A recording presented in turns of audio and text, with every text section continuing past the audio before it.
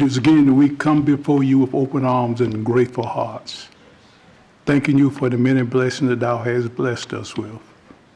And Father, as this day is begin to come to a close, you have watched over us all of this day and allowed our golden moments to roll on just a little while longer. And we pause just now to say thank you. But as we come, we cannot brag about how righteous we have been, nor can we complain because you've been good to us. And Father, as we come into this place to discuss, talk, suggest things for development and to continue to grow for the town of Garner, we pray, Father, what we would do will be pleasing first in your sight, and then we'll be pleased to help to do those things that will be accepted to continue to grow. Bless those behind the scene who work from day to day that we do not see. And sometimes we don't even pause to say thank you. Father, for that we're more than grateful. Now, Father, bless this board in a special way. Whatever we do, let us do it to please you, not our personal gain. Father, bless this country in a special way and go to Washington, bless the president and the leaders of our country, that they will do the things that is pleasing in your sight. And we'll be so careful to give your name the praise and the blessing as we come this way one more time. We pray in your name. Amen.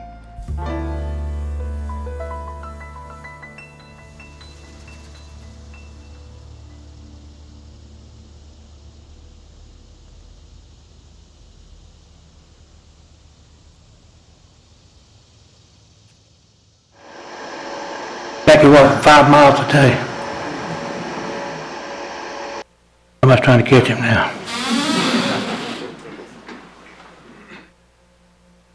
Next on the agenda is petitions and comments. That is time on the agenda for anyone to address the council on an item that is not on tonight's agenda. If you want to address the council, come to the podium, state your name and address, and you may address the council. Good night. Adoption of the agenda. Mr. Mayor, I move adoption of the agenda as presented. Excuse me, but might add one item. I want to add a intro of the town engineer to presentations, Mr. Mayor, before you With that change noted, I would move adoption of the agenda. With that change? Yes. Motion is it? I think the town attorney has addition also. We will, on page, the last page of the agenda, we have a potential closed session. We will not need that tonight. You're not going to need it.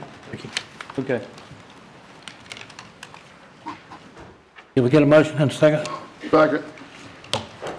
Further discussion? All in favor, vote by saying aye. Aye. All opposed? Presentation. Kathy, would you read that? Have you had time to look over that proclamation? It's in your, I'd be happy to read it, but I don't it's in your packet.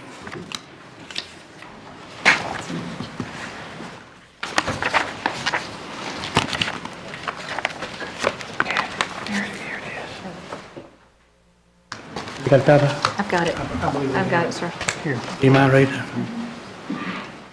It's on human trafficking. Whereas human trafficking is the recruitment, harboring, transportation, provision, or obtaining of a person for labor or services through the use of force, fraud, or coercion for the purpose of forced labor or sexual servitude, and whereas human trafficking is a $32 billion a year global criminal enterprise and is a crime as well as a civil and human rights violation, and whereas the United States government estimates that 600 to 800,000 individuals are trafficked across international borders each year and exploited through forced labor and forced commercial sexual activity, and whereas the U.S. is a major destination country for international trafficking victims, as approximately 14,500 to 17,500 people are trafficked into the country each year. These numbers do not include domestically trafficked children and adults.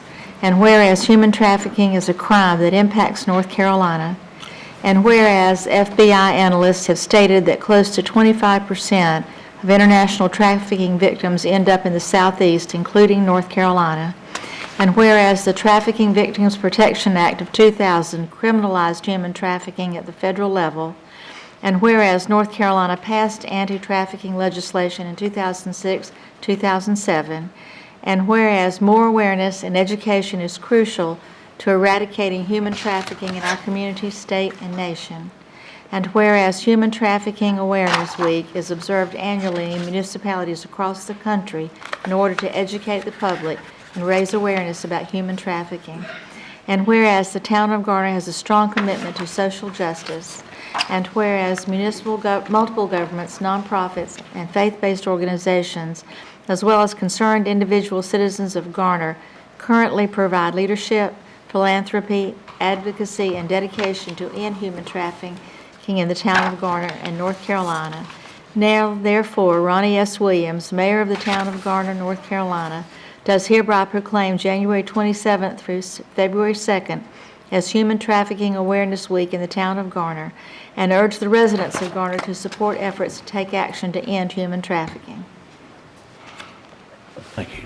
You're here. Consent agenda. Well, before you do that, Mr. Mayor, I'm going to take opportunity to introduce newly appointed town engineer, Chris Johnson. If I could ask Chris to come up so we could recognize him.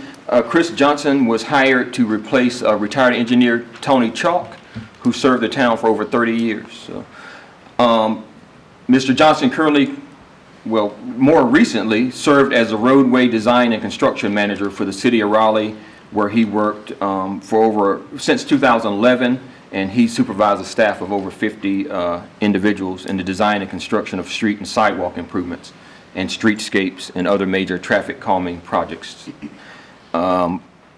We're excited to have him. He received his Bachelor of Science degree, engineering degree from NC State University. Won't hold that against him. Not tonight anyway. But we're glad to have you with us, and just want to introduce you to the council and the public, and if you have a few words to say, sure, feel free. Well, I just wanted to thank town manager, assistant town manager for their confidence in me. I know this is filling big shoes left behind by long tenured Tony Chalk and Frank Powell before him. But I'm very excited for this opportunity and challenge, and looking forward to working with the council and the citizens of Garner. So thank you. Glad to have you. Welcome. Welcome. Consent agenda. Move adoption of the consent agenda. Second. Further discussion. All in favor, vote by saying aye. Aye. All opposed. Okay, we got the first public hearing. Annexation petition, Auburn Village. David Bamford, want to present the town's petition. David?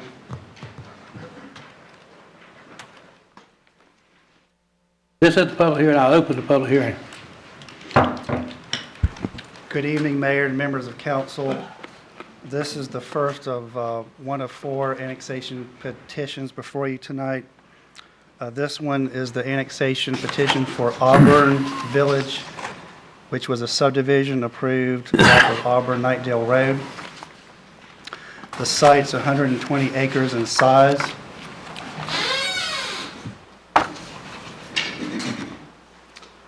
The project was approved in November of 2017. It was approved as a master plan and was rezoned as a planned residential development project. I'll be happy to answer any questions. Councilman have questions? Anyone in the audience have a question? Comment? You through, David? I'm going to close the public hearing and call for a motion. Move adoption. I move we adopt ordinance 2019-3945 to extend the corporate limits of the town of Garner. Second. Motion made, second, further discussion. All in favor, vote by saying aye. Aye. All opposed? Motion carried unanimously.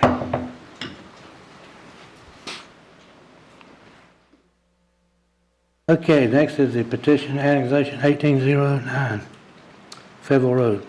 David Bamford. This next annexation petition is required for a water connection to a single-family home. The property is located at 5105 Fayetteville Road. It's .433 acres in size.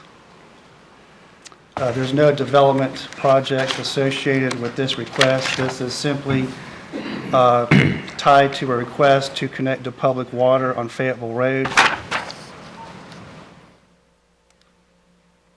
The property is zoned R20. This will be a satellite annexation. I'll be happy to answer any questions. Question for the council. Again, I'll open the public hearing. Anybody in the audience want to make a comment? Hearing none, we'll close the public hearing. All in favor, vote by motion. I need a motion and a second. Move adoption of ordinance number 20193946. Second. Motion and a second. All in favor, vote by saying aye. Aye. All opposed. Open the public hearing again for annexation 1810 Ashton Forest. David Bamford. This annexation is related to a subdivision that was approved by the Planning Commission. This site is about 15 acres in size. It's located on Creech Road, just to the east of Curtis Drive and Avery Street. This subdivision was approved in July of 2018, Ashton Forest. The project will connect into town water and sewer, so therefore the annexation petition is required. I'll be happy to answer any questions. Anybody from the audience? Anybody from council? And need a motion? Move it. Yeah, I'll move adoption of ordinance number 20193947. Second. All in favor, vote by saying aye. Aye. All opposed. Open the public hearing again, annexation petition 1811 Creech Road. David Bamford. This annexation site is located at 1504 Creech Road, and like the one on Fayetteville Road, this is a single-family house that requested to connect into town water on Creech Road. And according to our policy, annexation petition is required. The site is 0.8 acres in size. Zoning is R9, and the use is single-family. I'll be happy to answer any questions.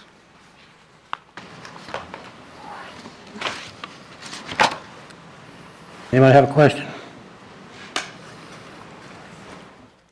All right, let's call for a motion. All in favor, vote by saying aye. Mayor, I move we adopt ordinance 20193948. Second. Close discussion. All in favor? Aye. All opposed?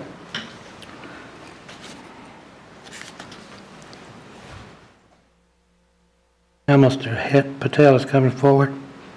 Harold and, Harold and Susan Godwin. It's a general use rezoning, Jordan Road. Mr. Mayor, could I make a comment on this for the benefit of the audience? We have a whole lot of people here tonight, and it looks like it may be a lot of people that want to be heard in connection with this matter or the other one that's on. And for the benefit of the clerk, we would ask, when you come forward, there's some sign-up sheets around, so she'll have your names and addresses, and it'd be clear for her to understand it. We'd appreciate it if everybody who comes forward to speak would sign a sign-up sheet. And also, when you come forward to speak, state your name and your address, and please try to speak from the microphone there at the podium rather than just from the audience. So make sure that she can take her minutes. Thank you. Okay, ahead. Good evening, Mr. Mayor and council members. My name is Het Patel, Transportation Planner, Senior Planner for Transportation and Land Use for the town. I'm here to present the general use rezoning for the Godwin property. The applicant and owner for this property is Harold and Sue Godwin. The location is 0 Jordan Road, basically where Jordan Road ends before NC 50. The tract size in question is 18.59 acres. We are here today for a public hearing, and after this meeting, this project would go to Planning Commission at their February meeting and come back to you in March. The purpose of this rezoning is to rezone a 18.59 acre vacant tract at the end of Jordan Road, just north of 1010 Road. The applicant wants to build a single-family home on the property. Unfortunately, single-family homes are not allowed on the community retail zone, and this area came into Garner ATJ in 1988, and the town proactively rezoned the area around 1010 Road and NC 50 to both office and institutional and community retail in accordance with the 1989 Comprehensive Plan's Activity Center designation. So the applicant wants to rezone the tract from community retail to neighborhood office. The current uses of the property include farming and agricultural use. The rezoning to neighborhood office would maintain the commercial designation, but at the same time allow the applicant to use it as a single-family home, which would not be allowed under community retail. The rezoning from community retail to neighborhood office would also take away some of the more intensive retail uses allowed, and the property owner has been made aware that there is no guarantee of returning back to a general use community retail zone in the future, and it could potentially have to be a conditional use if they wanted to rezone back to community retail at that point. So as I mentioned, the location of the site is along Jordan Road, just east of NC 50, east of Benson Road. Adjacent zoning and land use, to the north we have O&I, which is agricultural use, community retail, which is commercial business. To the south we have community retail, which is agricultural use, neighborhood office, which is a single family residential. East we have community retail, which is industrial, and O&I, which is agricultural and vacant. And then to the west, we have O&I and agriculture, which is vacant. The rezonings in the area, the most recent one is the Z1201, which is a rezoning from O&I to neighborhood office to allow a similar type of use and adding a single-family residential property on the tract. In terms of the summary, like I said, the applicant wants to rezone from community retail, which is designated to design and accommodate commercial activities that serve the entire community, especially retail businesses conducted within a building. The neighborhood office designation, which is the requested zoning classification. The purpose of this district is to accommodate modest-scale professional and service occupations along with single-family residential units. And the purpose, again, as I mentioned, is to build a single-family home on the property. Here are some of the neighborhood office uses that are outlined. Since this is a general use rezoning, all of these uses that are outlined here would be permissible. Some of them would require a special use permit, and those are indicated with a SUP in the parentheses. In regards to plan consistency, on the 2018 Garner Forward Comprehensive Plan, this site is designated as medium-density residential on the future land use map. The medium-density residential category includes single-family, duplex, triplex, and quadplex homes in a density of 2.5 to 5 units per acre. Additionally, the future land use map also identified future redevelopment areas, and as such, this site falls within a mixed-use redevelopment designation. This request, which seeks to rezone from community retail to neighborhood office, would not be consistent with the 2018 Garner Forward Comprehensive Plan. However, the requested zoning is consistent with the surrounding land uses and zoning along Jordan Road and 1010 Road in the area, and would allow the flexibility to develop the site as single-family detached residential at appropriate density, or supporting neighborhood commercial uses. Approval of this request will require an amendment to the 2018 comp plan to redesignate the site from medium-density residential to neighborhood commercial center. This would allow for the future development of a single-family detached at the appropriate density. As I mentioned, this is just for the public hearing today. Staff will provide a recommendation at the February 18 Planning Commission meeting. And after conducting the public hearing, staff recommends referring the rezoning application to the Planning Commission for their review. Okay, this is a public hearing, and I'll open it. And I forgot to mention the applicant is here if you have any questions for either me or the applicant. Okay, if anyone would like to address the council, please come forward.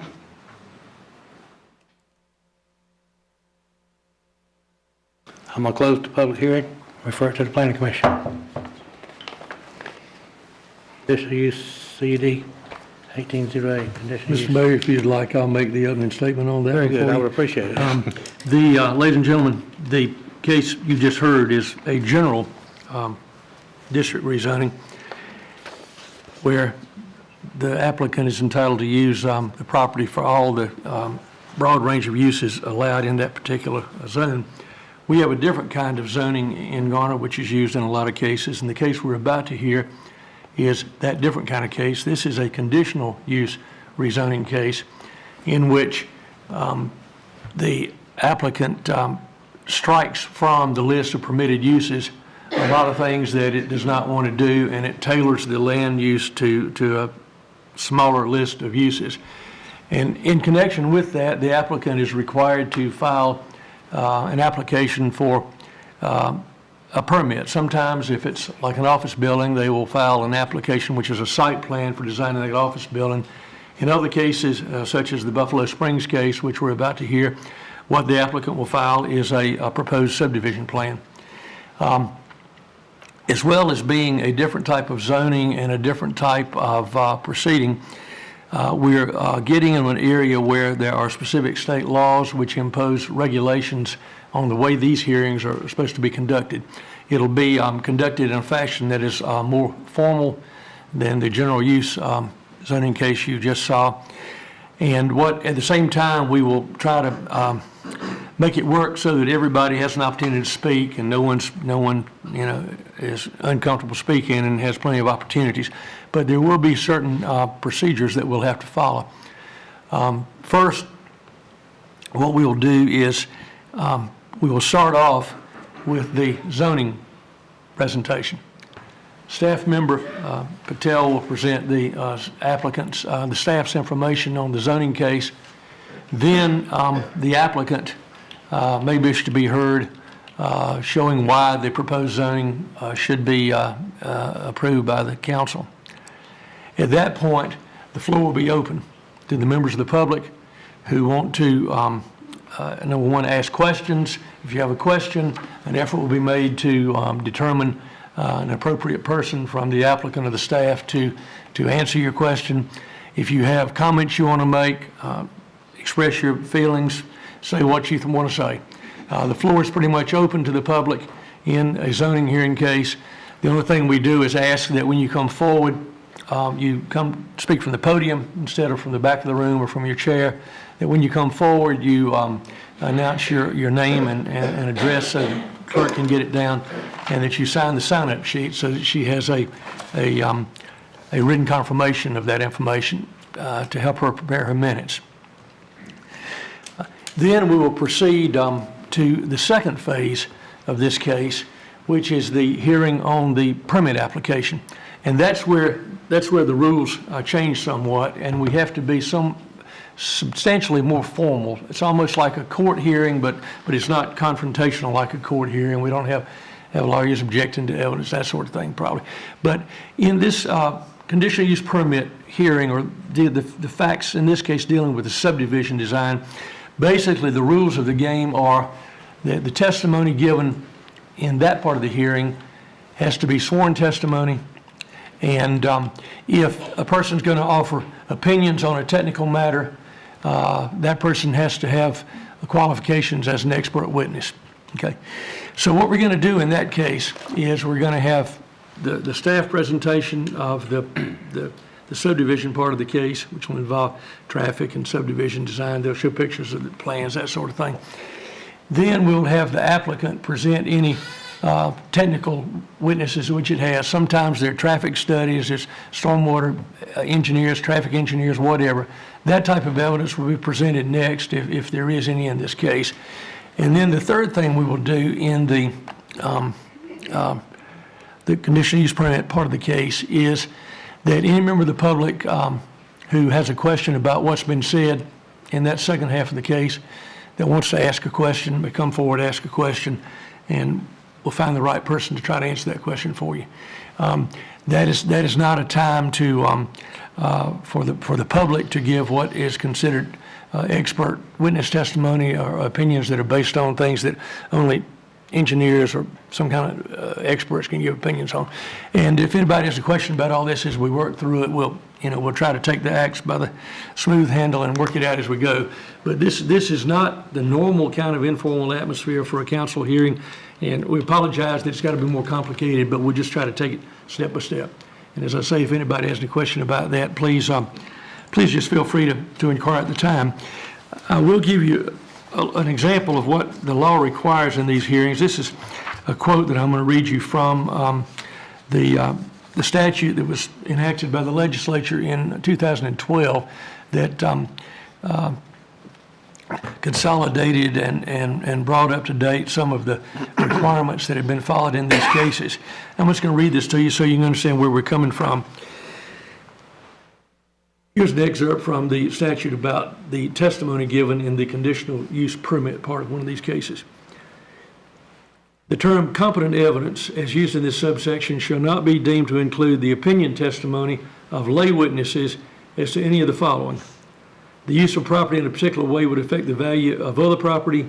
The increase in vehicular traffic resulting from a proposed development would pose a danger to the public safety.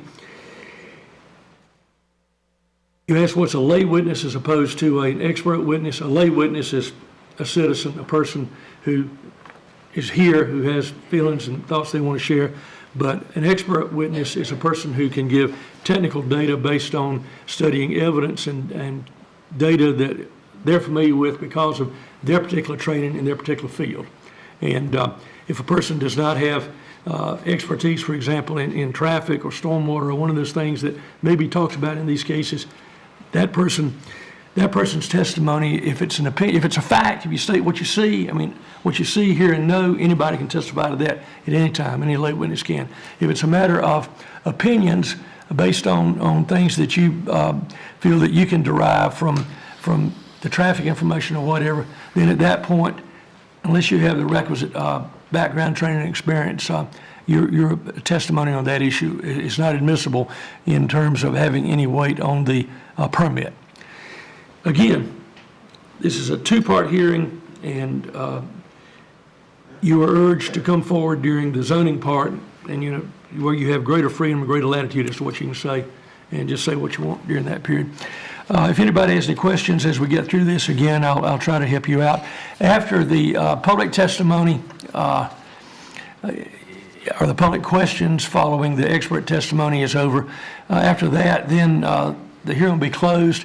The matter will be referred to the council for deliberation and such motions as are forthcoming. The other thing, just when y'all thought I was finished, there's a couple other things I need to tell you about. As I say, this testimony all has to be sworn testimony in the conditional use permit part of the case. So the clerk can administer the oath. I will ask the persons who feel that they are experts, you're an engineer, traffic engineer, stormwater engineer, whatever, landscape designer, anybody out here who's an applicant witness who has those credentials, I'll ask the people who propose to give testimony in the conditional use permit hearing come forward, and so the clerk can administer the oath, and that will include the staff and any staff witnesses.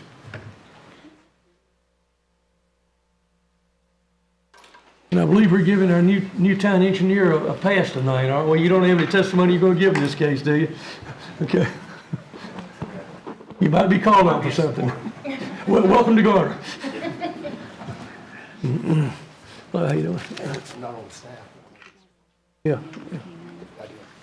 Y'all sign the sheet there. Okay. Mm-hmm. Mm-hmm. Raise your hand, please.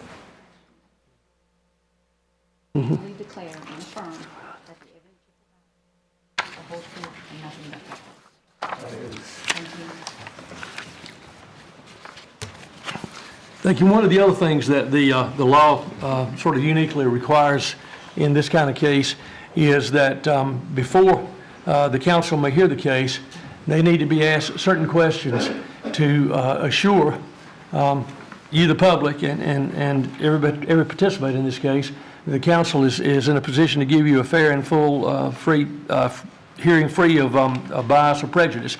So the first question that has to be asked the council is whether there are any circumstances, anything that would prevent you from hearing this case and giving a fair and impartial decision in this case. Anyone have anything that's closed?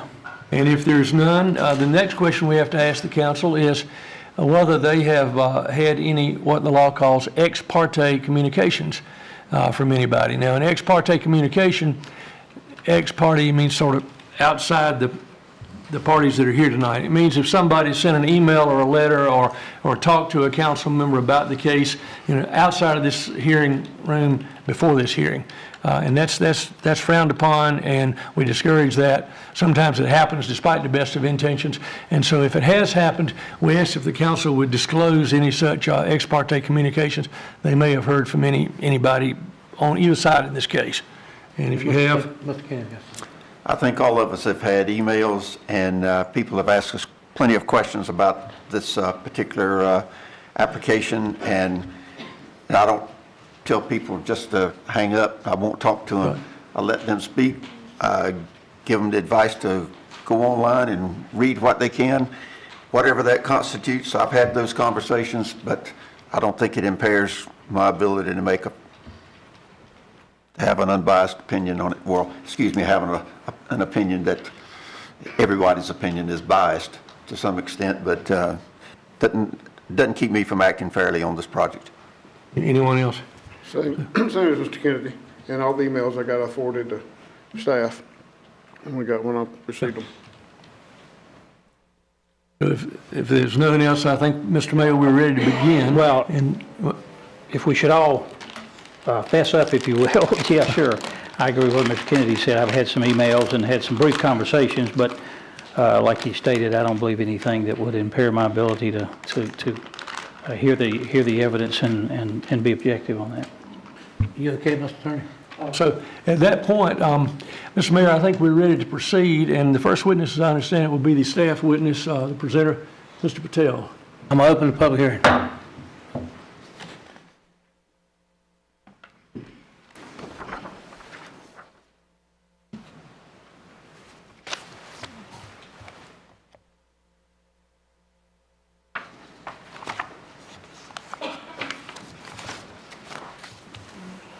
It's coming. All right, good evening, Mr. Mayor and Town Council members. Het Patel, AICP Senior Planner for Transportation and Land Use. I'm here to present the conditional use rezoning part of this project. The applicant is Triland Co. LLC. The owners are William and Kay Buffalo, William and Janet Spence, and Cardiff Shea. The location of the project is along Buffalo Road, just southeast of the Vandora Springs roundabout. The tract in question is a 24.75 acre tract. The project went to the Planning Commission at their November 13th, 2018 meeting, and as indicated in the staff reports, it was denied for approval at the Planning Commission, but the applicant has had multiple meetings since then with property owners, the adjacent property owners, and has added further zoning conditions to refine their zoning conditions, and we're presenting them today at the hearing. So, as I mentioned, the site is located along Buffalo Road, just southeast of the Vandora Springs Road roundabout. Here is a Google Earth street view of where the site is located. In regards to adjacent zoning and land use, we have R15 Tiffany Woods subdivision to the north, R40 single family detached to the north, R20 single family detached, and R40 single family detached, as well as MR1, which is an obsolete zoning district, landings at Lakemore, R15 Breezeway subdivision, R20 and R40 single family detached to the east, and R40 vacant and undeveloped, as well as R12 Vandora Pines subdivision to the west. In regards to zoning cases in this area of Garner, we've had a few that have all rezoned from R40 to a higher residential density, whether that was R9, R15, R15, R15, and R15.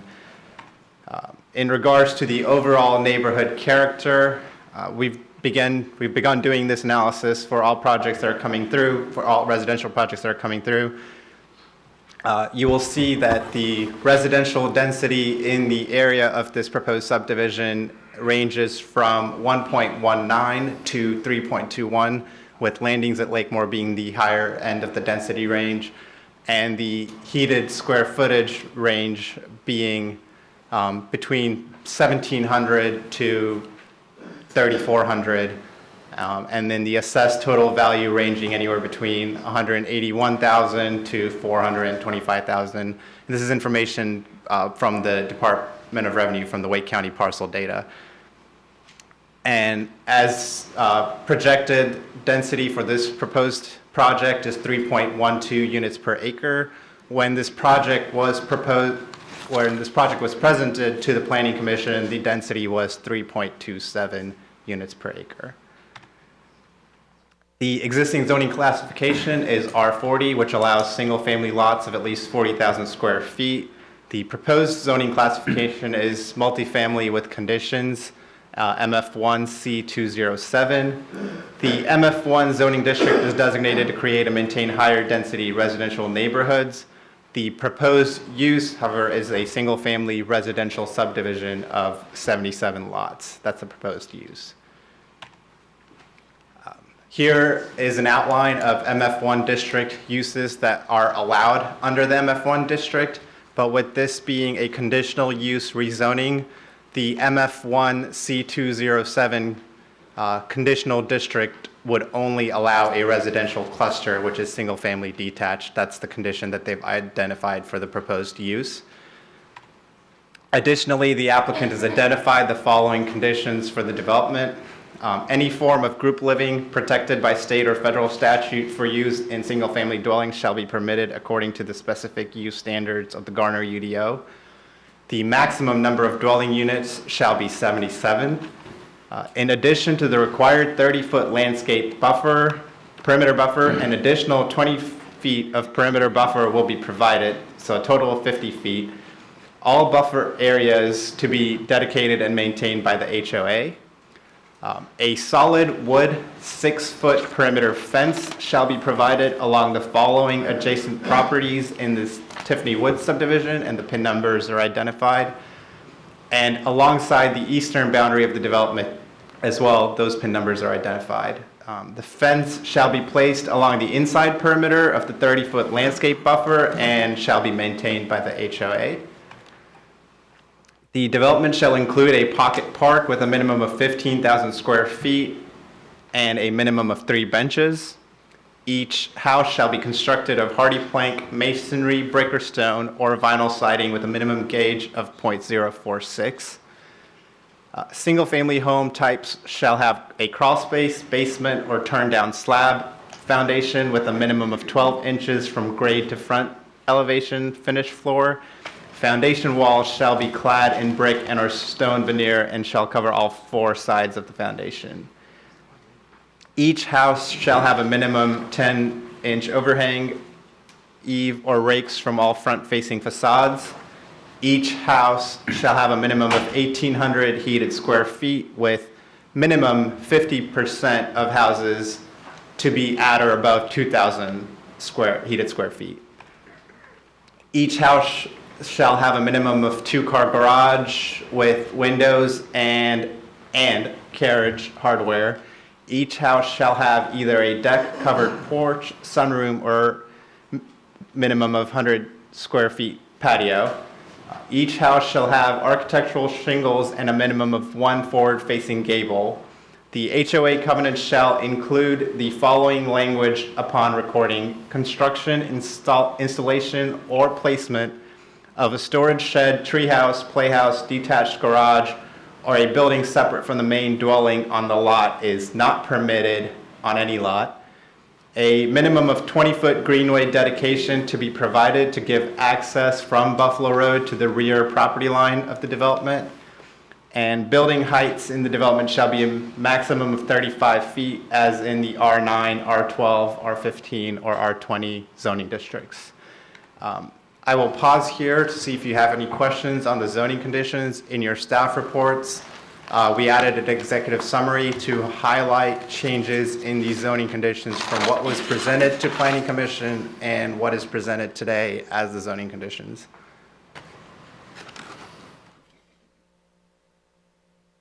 The one about the exterior was the only change made was to change the gauge or the thickness of the vinyl. Was that it? I think there was some other changes as well.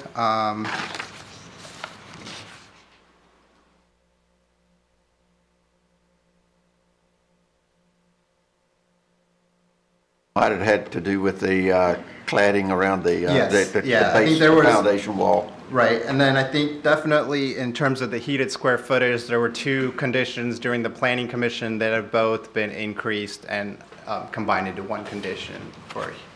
Has there been any, was there any discussion during these changes about, well,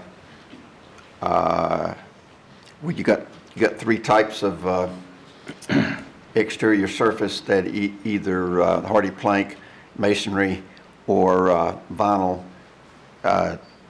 We could, it is possible for every house to be all vinyl. Was there any discussion to have any specific requirements on a certain number of homes? Not that I'm aware of.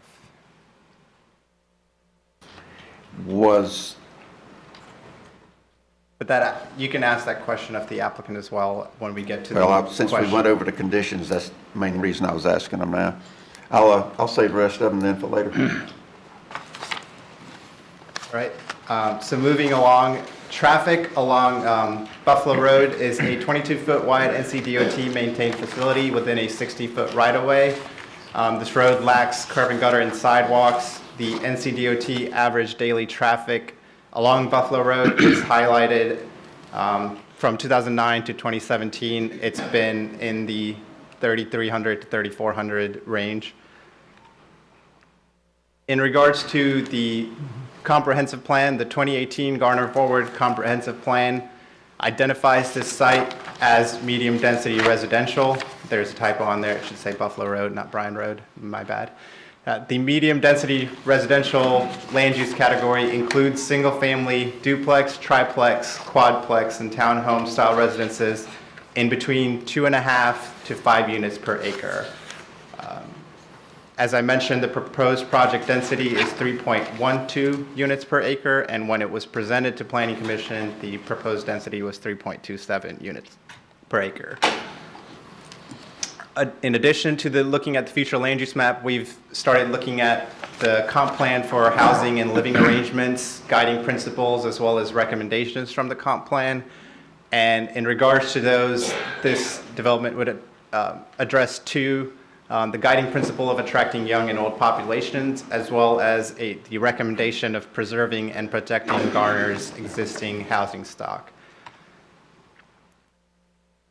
So the requested zoning from single-family residential R40 to multifamily conditional use MF1 C207 is consistent with the 2018 Garner Forward Comprehensive Plan, as the proposed development has a density of 3.12 dwelling units per acre, which is within the recommended densities of the future land use map designation.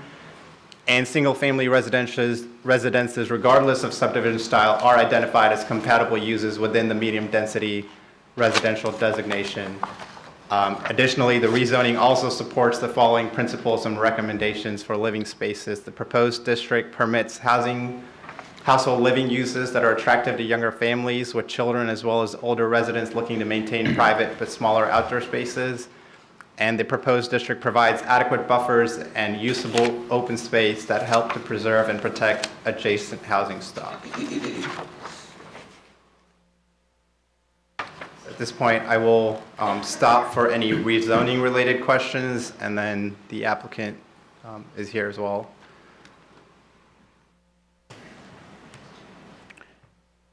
Anyone want to address the council? Anyone from the applicant wish to speak on the zoning issue at this time? Close the zoning.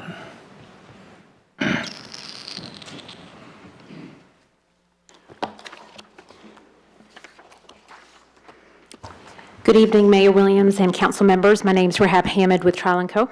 We are happy to finally bring forward Buffalo Springs development. As you mentioned, you have heard from several neighbors and citizens. A little bit about Buffalo Springs is, as we were speaking about the zoning, it is an MF1 requested zoning. However, it is a single-family development on detached lots.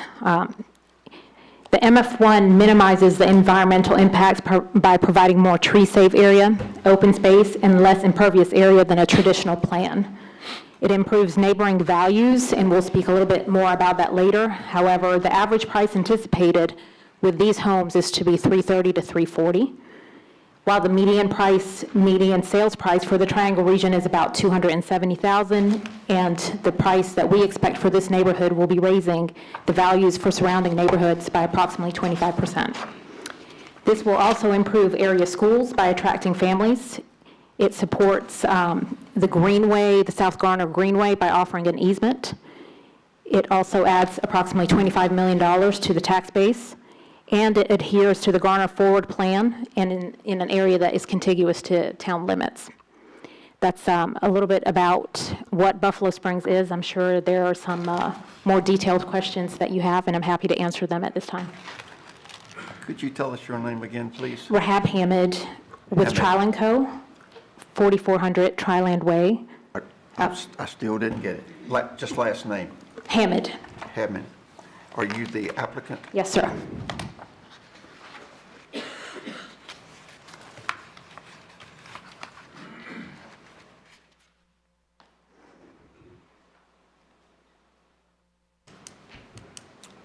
One of the conditions on the site plan talked about the 6-foot solid wood privacy fence, and on the designated site plan we see above us, that is the northern boundary. That's the black line of the northern boundary, and on the eastern boundary is the other line, correct? That's correct. Patel? That's correct. Okay.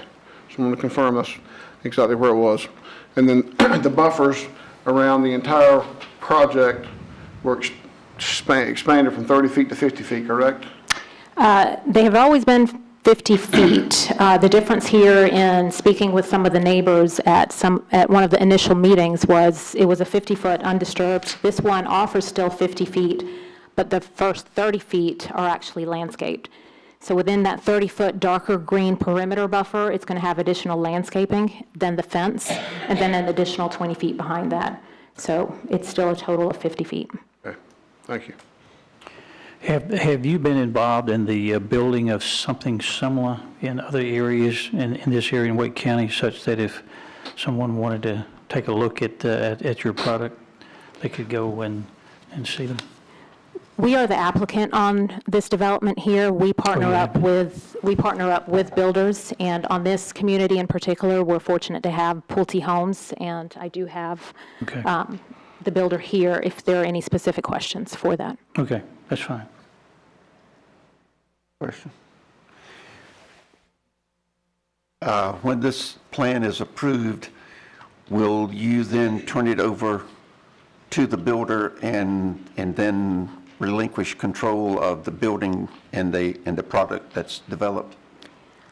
Our job here is we've worked with the landowners and we're working with staff in order to get the land basically entitled.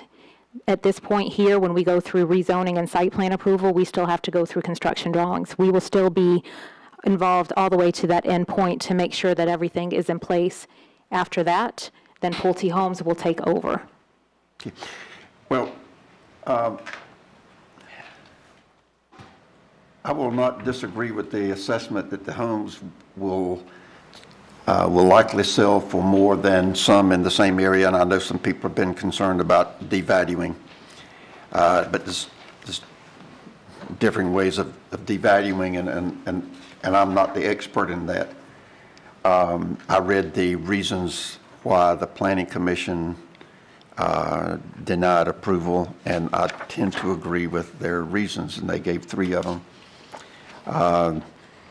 Let's see if I can find it just a second. It won't take long. Just for the benefit of folks.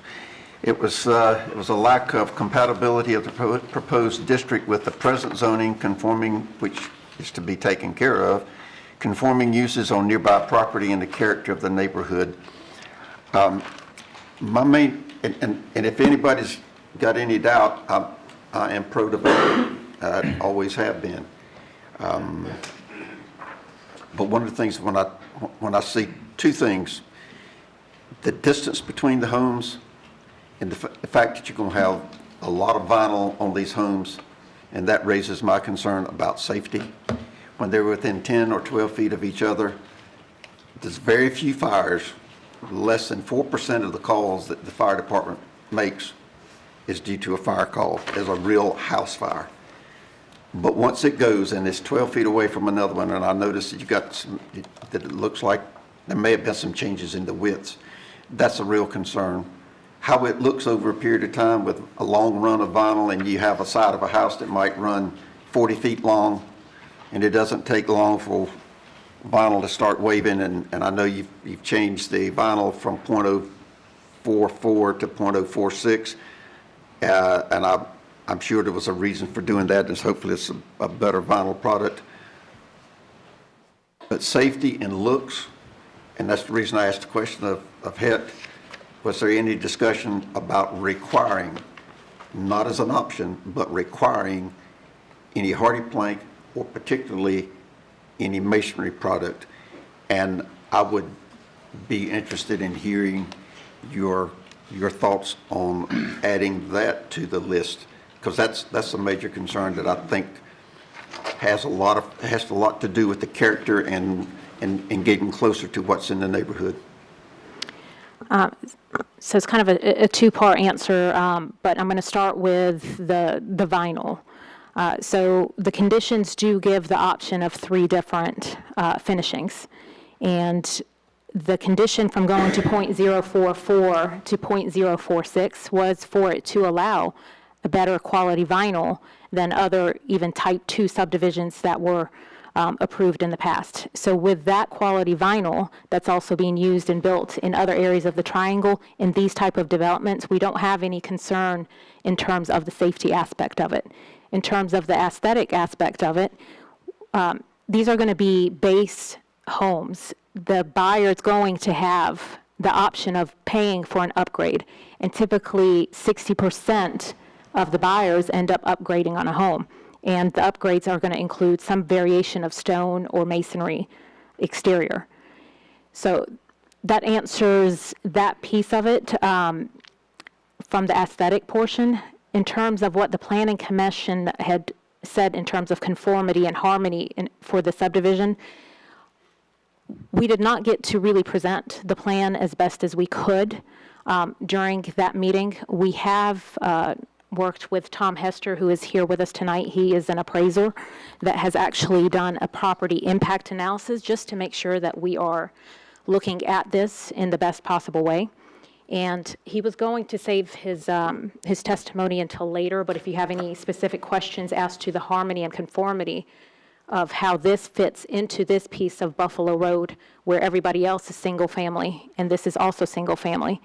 Would you entertain, though, in addition to the requirements under the ordinance, about a portion of it being masonry on the front? A percentage of the homes being having to be masonry? Our condition that we moved up from on the exterior crawl space and the raised foundation, we ended up cladding all of that. Similar to the Aurora subdivision last week that actually does not clad on all 4. So when we're looking at this, and I'm also going to bring up Bob to address this as well, we actually target where we think these homes will sell.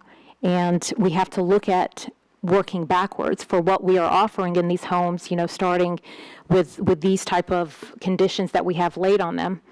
We look at the target sales price, and is that something that the market can bear? And we believe for what we're offering, that's what the market can bear. So if we go over conditioning and over and saying that this is going to be offering something that the market cannot, then it's not a win for us, and it's not a win for Garner, because then the homes don't sell. Well, in your earlier remarks, when you thought that in final analysis, over half of them would have some type of frontage other than vinyl, then that's the reason I was asking, would you be willing to put that in writing? I'm going to bring, okay. Let us have a moment, because this Sure. also involves Pulte as well. Are there? I don't think, and I don't want to make you to have to do something on the spot. I'm here I'd like to see this get approved. I'd like to make some, I'm not going to, I'm in keeping with what you've already stated, and I just want to put it in writing. Now, I don't want you to get necessarily a turn down because, and I'm not sure that would even happen, but if you do, then you're put behind the 8 ball and you got to start again, and you got 6 months ahead of you or more. And I would rather, let's try to find a way to get this on a better footing. But I want to hear what other people have to say, and it may not be a concern to anybody else except me, and if that's what other folks say, then, that's, let me stop there, go ahead with the presentation, and we'll get back to this. I'm sure there are going to be questions along the way, so I'm actually going to have a seat, and I think there are a number of folks that want to speak, so I'll leave the podium for them. Thank you, Ms. Hammond. Now, is there anyone else from the applicant that wants to speak about the zoning part? Ms. Hammond, is there anybody else from the applicant that wants to speak about the zoning part as opposed to the, site plan? No. Okay, No. okay, thank you. Mr. Mayor, then it's time for members of the public to come up and be heard. And so, Good evening, Council and Mayor. My name's Buddy Gupton. I live at 153 Luxor Wind Drive in Garner. And November 13th, my neighbor Larry Warren and I appeared before the Planning Commission, and we represented a lot of people, I think, when we spoke against this proposed development. And I want to make it clear that tonight I speak only for myself. It's only my opinion. Even my wife told me to stay home and shut up. But you see where I am. So I just felt compelled to talk about this because two things have changed significantly in my mind since that Planning Commission meeting. The first one is that the Buffalo family, the property owners, and the adjacent property owners of the Buffaloes have made it clear that they are okay with this subdivision as it's now proposed, and they want to sell their land. That's very important to me as a neighbor. Second, the developers and the builders have made a very concerted effort to go back and communicate with members of the community, not just the neighbors, but many other people as well, and try to put together a plan that would work. And at the end of the day, I have a lot of confidence in the planning staff and the planning council and the town council to come up with some of the details, as Mr. Kennedy was talking about, to make sure this is a high-quality development. I have a lot of confidence there.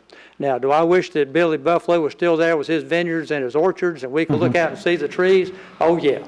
But I don't think that's going to happen. I've lived in Garner for over 60 years, and if there's one thing I've learned, if you live in Wake County, you better embrace change because it's here. And this is change. With the changes that have been suggested, I am not going to oppose this. I trust in our town government to make this as high quality a development as we can. And I just hope that all the neighbors can live through this change and all continue to be good neighbors. Thanks.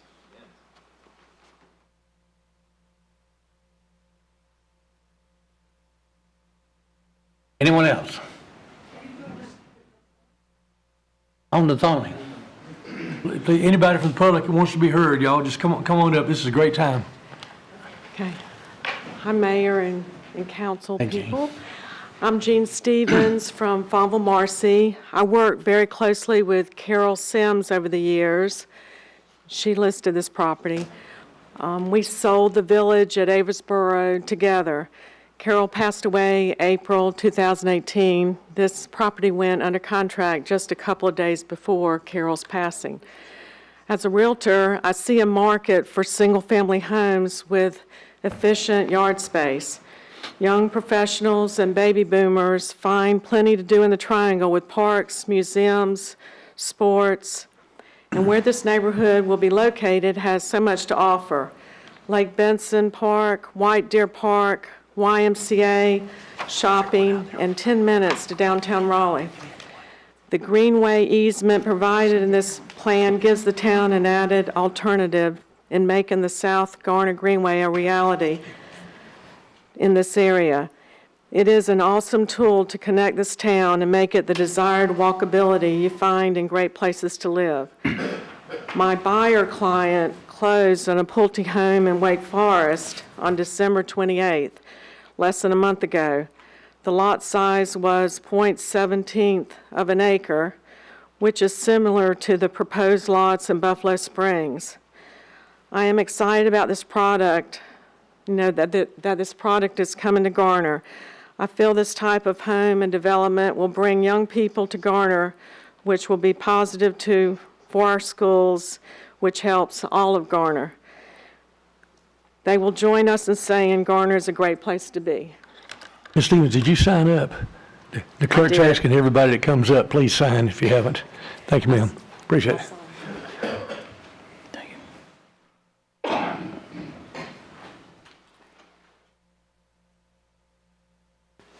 Yep, could I ask you to put on the map, the lot map up there, the big one that you had during most of your last presentation? There you go.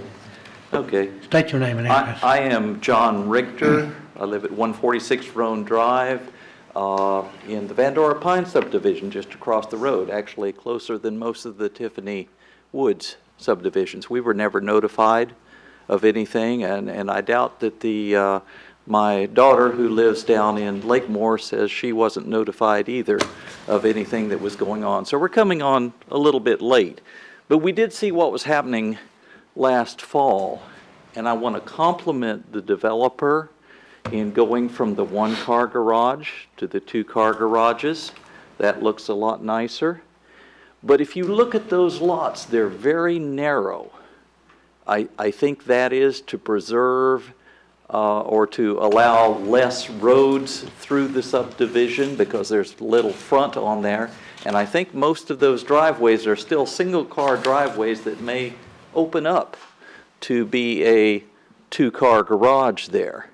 In Vandora Pines, we already have problems with two-car garages where the families have grown up, they've gotten older, and now they have 4 or 5 or 6 cars at each of the houses, and they need parking on the street and other things. So things change when you don't have a public transportation option. This type of subdivision, especially the sites that I saw last fall, would much better be placed with that density near Timber Drive or Aversboro or some of the other places. Now, I think that the developer has answered many of the questions. I agree with Buck's concern about the fire danger of having vinyl houses. I don't care whether it's a half an inch thick vinyl. Vinyl is burning, and it burns, and if they're only 12 feet apart, then that's a problem that the fire department may have to address. Hardy plank is cement-based. It doesn't burn. Masonry doesn't burn. And Buck, I understand your questions, and I'm very sensitive to that myself. Even though my house is vinyl, it's not very close to the next house. That's a problem because we want to do better with our land use. So here's the question that I've got. I've already seen the developer back off from 80-something houses to 77. My question is, it is so close to R15 or R12. Why do we have to go all the way to MF1 and multifamily and cluster housing? Why do we have to have those options? You realize that even though the developer is not planning to use it for here, if this is MF1, everything next to it, they can say, we've got an MF1 right next door, why not give it to us? And they could use some of those other options there. My question in this is, with all of the great struggle to get this plan approved, and to get it approved at MF1, why not just treat it as R15 or even R12? Why the great struggle to get it approved here? I have seen things happen in other towns where a foothold gets taken in and the whole neighborhood changes in complex ways that you don't understand right at the beginning.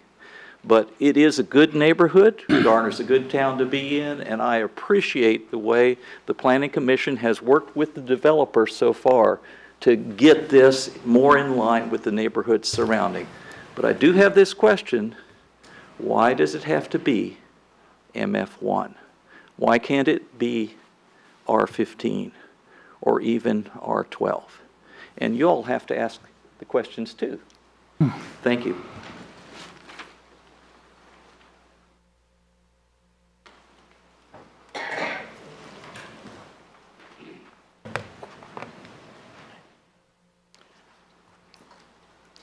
Okay, I'm Kathleen Abbey, live at 107 Lime Court in Garner. Okay, and first slide. You've got the wrong set. Okay. What was your last name again, please? Abbey, A-B-B-E-Y, 107 Lime Court. Okay, so I have about 15 slides, so I'll try to be fast. Okay, Tiffany Woods. This is what we call a suburban subdivision along Van Dora Springs Road. We have houses with yards. We have trees. We can hear frogs and birds. We have lots large enough for children to play outside on them. We have safe streets. Folks can walk, jog, exercise dogs, learn to ride their bikes, and that works out very well in the cul-de-sacs. We have an active HOA. We publish newsletter, but more importantly, we maintain our entrances. We conduct curb power washing events. We have an annual luminary celebration, and all of our work is performed by volunteers. Our first residences date to 1970s. A few residences were constructed even as late as around the 2000s. Many of the residents love it so much they still live there. Sometimes their children have even purchased homes as well. The residents are happy when they look out and they see the streams. You can see that in the picture running through the neighborhood. This particular one is an important one, and as it goes into Buck Branch. And to date, all of the streams, the drainage easements, and the Buck Branch properties have all been maintained by the residents and the homeowners. So they've done a lot of work to keep it going over the years, and especially as the terrain changes slightly. So our philosophy in Tiffany Woods is to create a pleasant living experience for ourselves and our neighbors. Okay. What is the zoning? Well, right now we're R15, and in this new Garner Forward Comprehensive Plan, as well as the 2006 documents, we're medium density residential. Now you say, what are our surrounding neighborhoods? Well, Van Dora Pines Phase 1, that's mostly R12. I see this information is taken from wakegov.com, and I see a few R9 residents, but mostly R12. Miriam Drive. If you go up Miriam Drive toward the, as if you were going to the old Rite Aid, the residences are 20. There's a little sprinkling because it's a much older neighborhood. I think there's a small church there. Hall Boulevard faces Tiffany Woods subdivision right across Van Dora Springs, again, an R20 division. If you look along Van Dora Springs Road from Timber Drive to Buffalo, you have a mixture of R15 and R20 houses. So, we think that this was the right designation to begin with. MDR, medium city residential, was just the right one, as stated in Garner Forward. But we do have a lot of difficulty with cluster housing. Now, you look at that, and I have some values. A lot which occupies 5,000 square feet is really, if you stack them all together, would be a density of 8 lots per acre. 6,000 square feet would be 7 lots per acre. Lots which occupy 9,000 square feet, we have a density of almost 5 lots per acre. Now, I know I understand the formulas are used to get what you supply, but if you put the houses together, that's what it would be. So we feel that cluster housing in this location is inconsistent with communities neighboring Tiffany Woods and inconsistent with the Garner Forward Comprehensive Plan. And although we're just slightly out of the Lake Benson overlay, we think it's rather inconsistent, considering the fact that we have a FEMA flood throughway and 100-year and 500-year floodplain running through the subdivision.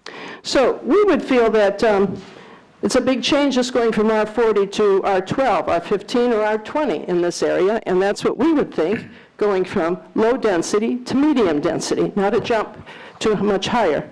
Now, the consequences, well, I said this is consequences. What I mean there is that any concerns we'd have with any subdivision coming in are heightened or intensified when it's a higher density subdivision. And that's traffic, stormwater runoff. Because of the number of houses adjacent proposed to Tiffany Woods, it would be the light pollution, noise pollution. But we're very worried about the security and maintenance of the floodplain and buffer areas, and the fact that there's no real guarantee that we won't, the poor homeowners who have been working on their homes for so many years aren't going to have a lot more work to do during some of the storms. Factors that we feel disfavor cluster, again, is lack of bus service on Buffalo and Vandora Springs Road, currently, and no distant plans, and the fact that there's really no conservation reason for the cluster housing. On the next one, this is very quick. You see that the only existing bus route on Go Triangle is Route 102, although it has part of Timber. I don't think it's correctly labeled, but it comes down Hammond and Timber, then it goes down Vandora. Well, I think that is labeled, but it's part of Hammond there. And then it goes down to Vandora Springs, and then to 7th Avenue, goes back down Timber to White Oak, which is really good, but it's definitely traveling the most distance on a 4-lane road, Timber Drive. Now, if you look at, I just want pointing out, that's the only thing we have at the moment.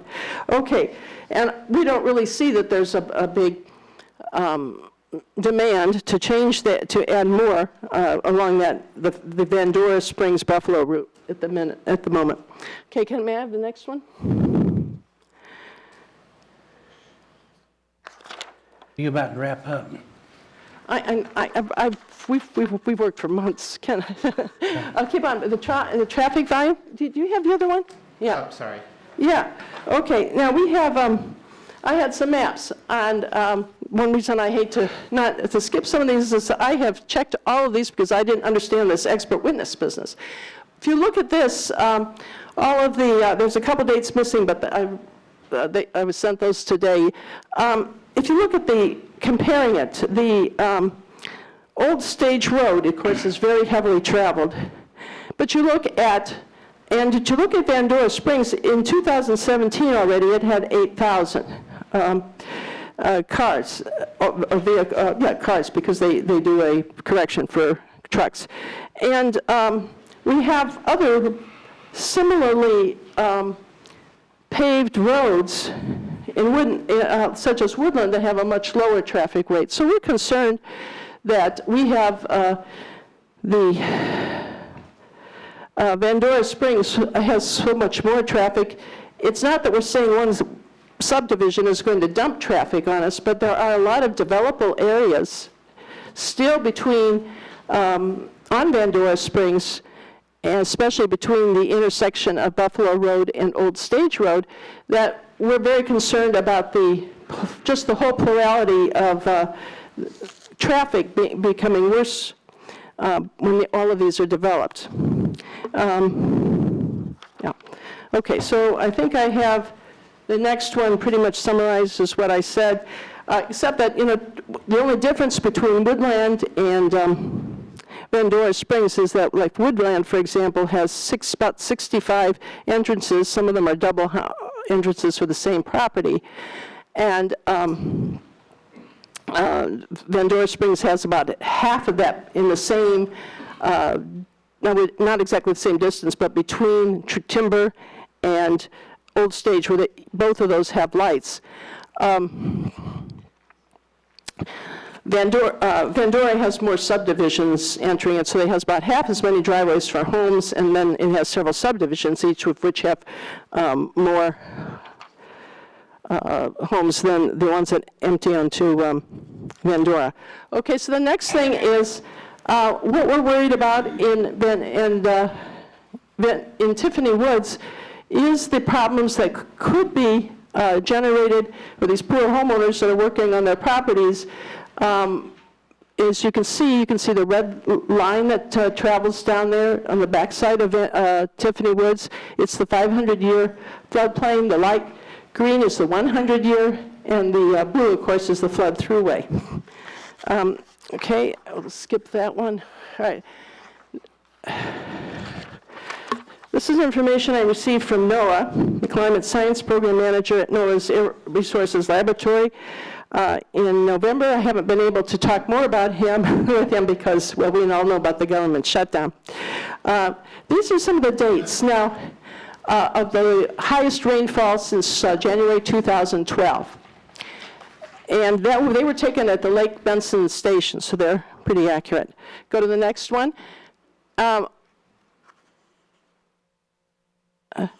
Talking to the stormwater expert at NC State Extension Service, we verified with him on exactly how to read the NOAA charts. We've had since January 2012, we've had 1 2-year storm. We've had 2 25 to 50-year storms because there is some range on this kind of data. And we've actually had the 1 200 to 500-year storm, which you will recognize as from Hurricane Matthew. Now, I'm not going to do the calculations, but show you a lot of those, but just the fact that the amount of runoff is dependent on several different factors. There's a runoff coefficient, which you'll see on the next, when we go to the next slide, which is very dependent on the quality of the surface. And also another quantity, the rainfall intensity. So if it rains fast and a lot, then the amount that runs off from the area in stormwater will be quite high. Okay, the next slide. This is from an EPA report. The major thing I want to point out from this is that the runoff coefficient can be so high. With streets, it's almost up to 1. For lawns, you have a range. I'm told, I've read that golf courses are actually the best. And the point is here that even if you have PEs calculating the runoff coefficient for your property, there is some range. And as you can imagine, if you've had a drought as we had in the early 2000s, and the clay really pulls together, you're not really the same runoff coefficient than you would be without that, and it almost reaches 1 when it gets so compacted. So the drought. Often our droughts are relieved by tropical storms. So there's this torrent of rain over very compacted. So that would even give you a much higher runoff than you might think. Okay, the next slide shows the Lake Benson overlay, and if you look up toward the area close to where Tiffany Woods is, Tiffany Woods isn't included in part of these subdivisions now that are that is proposed, isn't, but there is so much of area that has been. One wonders, well, maybe the whole area should have been included in the Lake Benson overlay and not contained any high-density housing. Okay, the next, this is some of the smaller issues, light issues, because the original proposal that went to the planning board contained 14 plats against the plats here. And what one can wonder is what happens if everybody gets a security light and someone is looking out from their door and they see that on the back of the house there's 14 security lights all in a row, several that are right across from their property. We were concerned about that, and we've also been concerned, although it hasn't been discussed, what kind of lighting. Will this be low lighting, or will the neighborhood be lit up like a stadium? So that was one concern we had, and it's never really been discussed. Now the other concern is, well, I call it Murphy's Law. If you have 14 people with plats adjacent to abutting your property, and this is water which is running down to Buck Branch, what happens? You can show some diagrams and say, well, the water flows perpendicular to the topographical lines, but what happens if you have a bicycle out there, or someone decides to store things behind their house? there's a number of situations, if you have 14 houses compared to maybe one or two larger homes that have a lot more grass, I think you're just going to find out that there's less problems anytime something happens. Okay. Now, our conclusion is that just today, somebody sent me an email and said, I came down to Tiffany Woods, just as you did, because I wanted to leave the dense neighborhoods. And then so this is really what we would like here, to welcome people who want to be in more of a suburban environment. We further have a concern that if you do rezone to MF1 or the other cluster possibilities, that we have now that the minimum becomes the new norm, and there is a domino effect which will adversely affect Tiffany Woods and other neighborhoods. We have a very strong concern about the stormwater and sediment management. Who's accountable? Is this just going to be a managing company who comes and collects a check for dues every month? Is someone going to be out there checking this? What authority do they have to make somebody to move the bicycles and the trash cans and the old refrigerators? Okay. What we would prefer to see is a neighborhood that has upwards towards 50% open area. We believe that the dense housing here would be better located somewhere else, and that what we say about Buffalo Springs is wrong at this location, right maybe somewhere else. Thank you. Okay.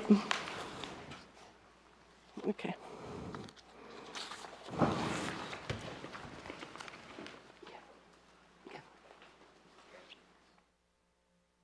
Good evening, Mayor and council members.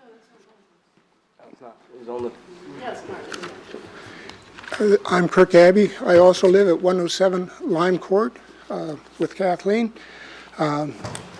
Switch to the other set.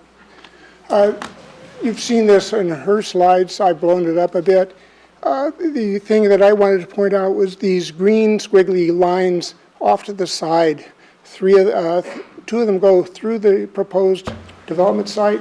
One goes right along the border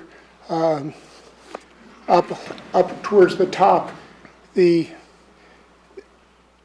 next slide shows a plot for the Nelson Stevenson plot, and there's a semicircular area on there that's defined as a riparian buffer, and that's around the drainage ditch. That continues down to Buck Creek, or Buck Run. At the border between Broadwell and the new development is where the streams goes back and forth a few times. If you have a 50-foot buffer in the riparian buffer area, that goes past the 50-foot buffer that they've defined by at least a few feet. So there's a concern that the development in that corner, which would be, as the plot that they showed earlier, that would be about 4 or 5 lots in that corner that couldn't really be designated the way they've designated, I don't think. So they couldn't put the wall up there, the fence, if it's within the 50 feet of that riparian buffer. So that was my major concern. Also, down further along Buck Creek, there's an area where the 50-foot floodplain comes very close to the back of those properties. And I would be concerned that way too. If you try to reduce the density by, let's say, taking out 4 or 5 lots, now they've said they're below their capability of funding or achieving the result in financial return. But I think really going with something like an R15 or R12 would make a lot more sense. Thank you. Anyone else? Question? Sorry? Oh, well, yeah, this is more about the site plan than it is about the zoning. But this is just kind of me sketching what I thought would be maybe more appropriate with the current street plan that they have. So. Thank you. Thank you, Mayor Williams and Council. I'm Zachary Davis, 123 Pecan Harvest Drive. I'm a realtor here in Garner and also all over Wake County, North Carolina. I'm coming on behalf of, in favor of the development for several reasons. First of all, I'm proud to be a Garnean. I am proud that we can have a vision for the future. And although change is difficult for a lot of people, change is inevitable. And this is some of the development and the advances that, with a vision, we have to reach out and improve both the, I guess, the attractiveness for business, as well as some of the millennial buyers that I interact with on a daily basis. They're looking for smaller lots. They want the home, but they don't want the maintenance of the home. So, to be very brief, and again, I worked with Carol. She worked with the buyers, worked with the developers, and she knew and loved Garner. And she thought this was a good idea. So on her behalf, in her absence, I stand in support of her as well for this development. Thank you. Very good. Anyone else? Councilman, Mayor. My name's Mark Beasley. I live at 1516 Buffalo Road, not far from the development. And as everybody was talking about, Duck Creek, it's on my property, and it is a concern because when it rains, it turns into a raging river. And my biggest concern is trash and debris, because I'm constantly cleaning it out, and it stays full of trash right now. I don't know if it's coming from Tiffany Circle or wherever, but it's, we see bicycles, we see everything there, bottles, motor oil, and it's all going to Lake Benson. So, and, there's going to be a lot of stormwater runoff.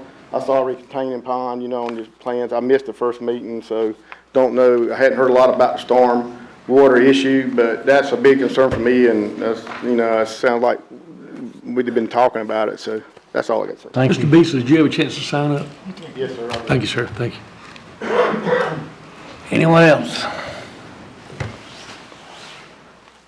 I'm Chuck Heindel, 305 Tiffany Circle. First, I'd like to say there was a rumor this morning that the opposition had folded on this. It's obviously not true. We lost our leader, but the opposition is still alive and well. I think Lake Benson area is one of the nicer areas in Garner, and dropping this in the middle of it just doesn't fit. It just doesn't fit the area. There's a place for this type of housing, but not encroaching on existing neighborhoods. I would echo the gentleman from Vandora Pines that if this goes in, every open area in the Lake Benson area is going to become this type housing.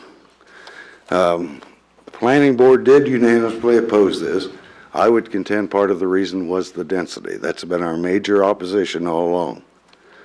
We have an online petition out that I would contend the major point on it is density. And that as of this morning, it had 570 signatures on it. We have people in the room opposing this, and I would say now we're asking you to oppose this. Thank you. Thank you, Chuck. Anyone else? Hi, Cardiff Shea, 1608 and 1606 Buffalo Road. If this goes through and when it goes through, I'll be the second largest landowner contiguous to this parcel. We have a very qualified developer that's coming after this property. It will be done in a very nice manner, and I've got a lot of faith in them. There's a lot of people that do develop properties, and you can end up with a whole bunch of different developers that might not have the same interests involved. And we have a team here that is very interested in the value of the land and the neighboring parcels and the community around it. And they've done a very good job on trying to help out and meet everything and meet everyone's desires that are around the area.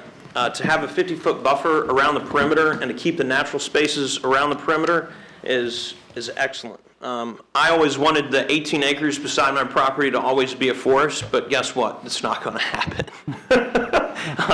So anyway, I decided to go ahead and try and make this development go through. I'm behind it, and I will be a neighbor of many neighbors that will be next door to me. And like I said, it'll be over 700 feet is my neighboring, my parcel to the contiguous parcel that they're trying to develop. So I'll remain there, and I think it's a great development.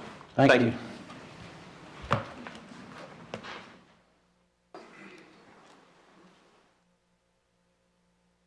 Good evening, and thank you for the opportunity to speak. My name is Molly Stevens. I live in 313 Tiffany Circle, and this development would be my backyard. I'm not a public speaker, so please bear with me. I'll try to keep this very short. We have concerns about stormwater runoff. We have concerns about the quality of product. We know that many changes have made, many meetings have been had, but I just want to say and ask the people who tonight, who are in opposition of this or have concerns, if they could please stand.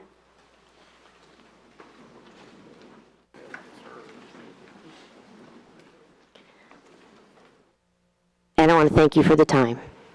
Thank you. Anyone else?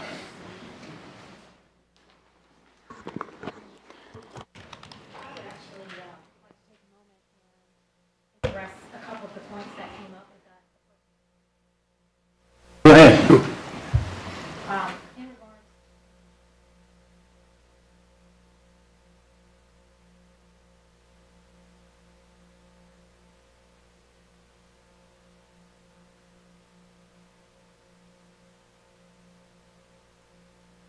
Put it in the category of 1 to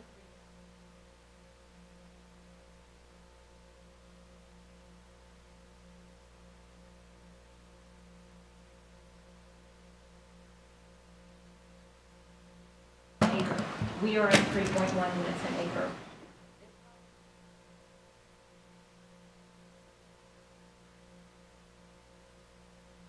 Put in place that we believe council looked at numerous times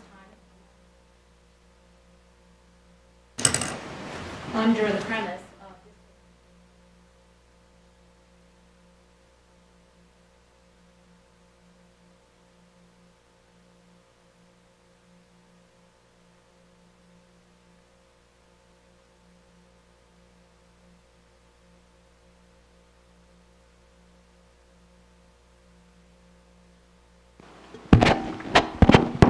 I think this, yes, this is better.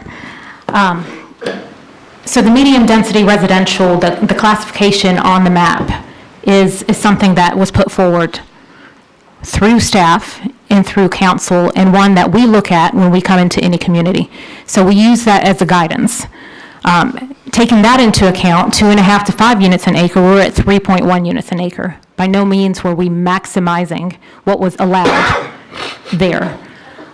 Single family, the MR1, while it may stand for multifamily, or MF1, I'm sorry, may stand for multifamily, the very first line in our zoning conditions states that it's single family residential. Or if I can put the map, okay. We have, and we're kind of talking about the site plan here in conjunction with the zoning, but for a visual, since this did come up, alongside the Tiffany Woods to the northern part of the site plan where the fence is, those lots from Planning Commission were actually widened to be 60-foot wide lots. That is the width of an R9 lot.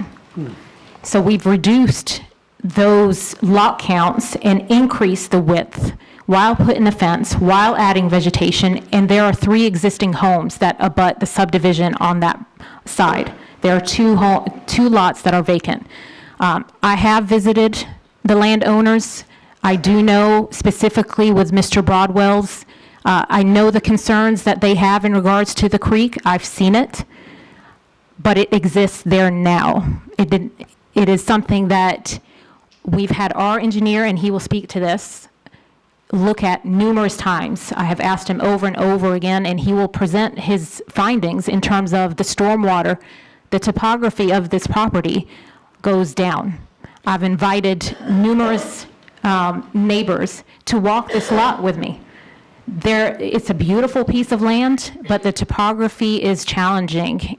However, it goes downwards towards Lake Benson. So the water is not going to go up towards Tiffany Woods, but again, I will leave that up to Randy as the expert. If we were to go to an R9, which was part of our preliminary layouts for this parcel, we were ending up at a similar number of lots. So again, we go back to medium density residential and the zoning classification and what the future land use map shows. So if we go to R9, all of that green that you see goes away. We have approximately 27% open space here.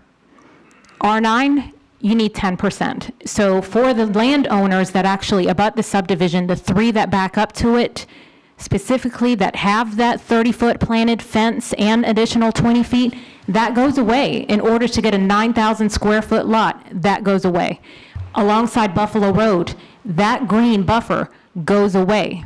Because again, to get to an R9 lot, you have to eat up that in the backyard. So you make bigger lots, then you have a greater impervious. We're at 36% impervious. We could go up to 70%. These are all things that we use when we're speaking to staff and looking at the plans with our engineers as to what can be done on this property. So we feel that we have proposed something that not only protects the neighbors, protects the environment, while also giving the landowner the opportunity to sell their land that they had listed for quite some time. So on that note, I have Jay Cam here, who flew in from Texas for this meeting tonight.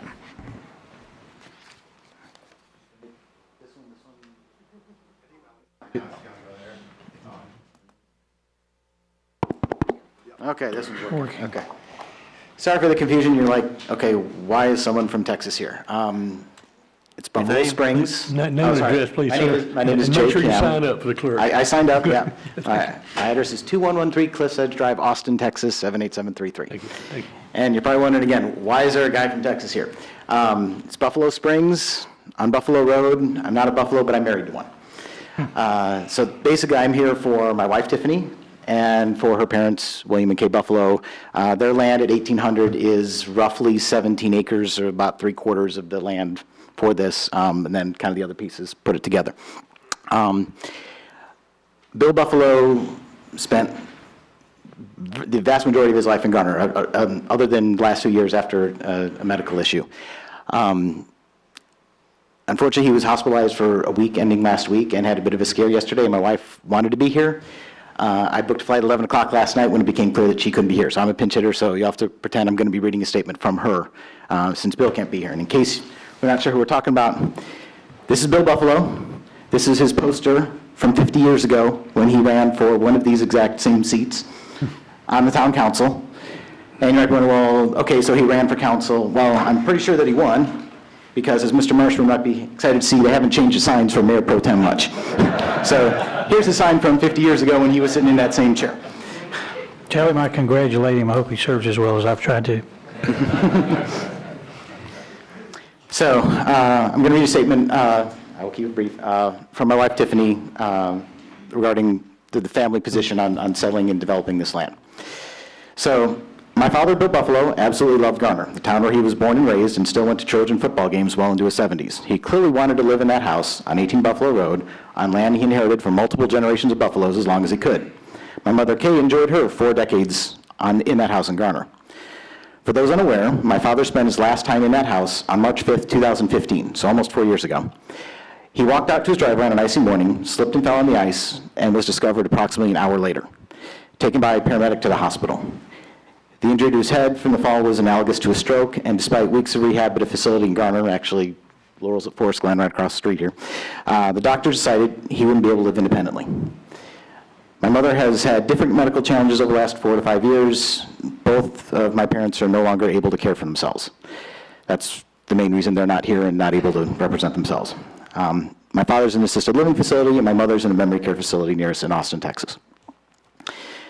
Based on my parents' health situation, we started discussions regarding selling the property almost 3 years ago, in 2016, with family friend and realtor Carol Sims.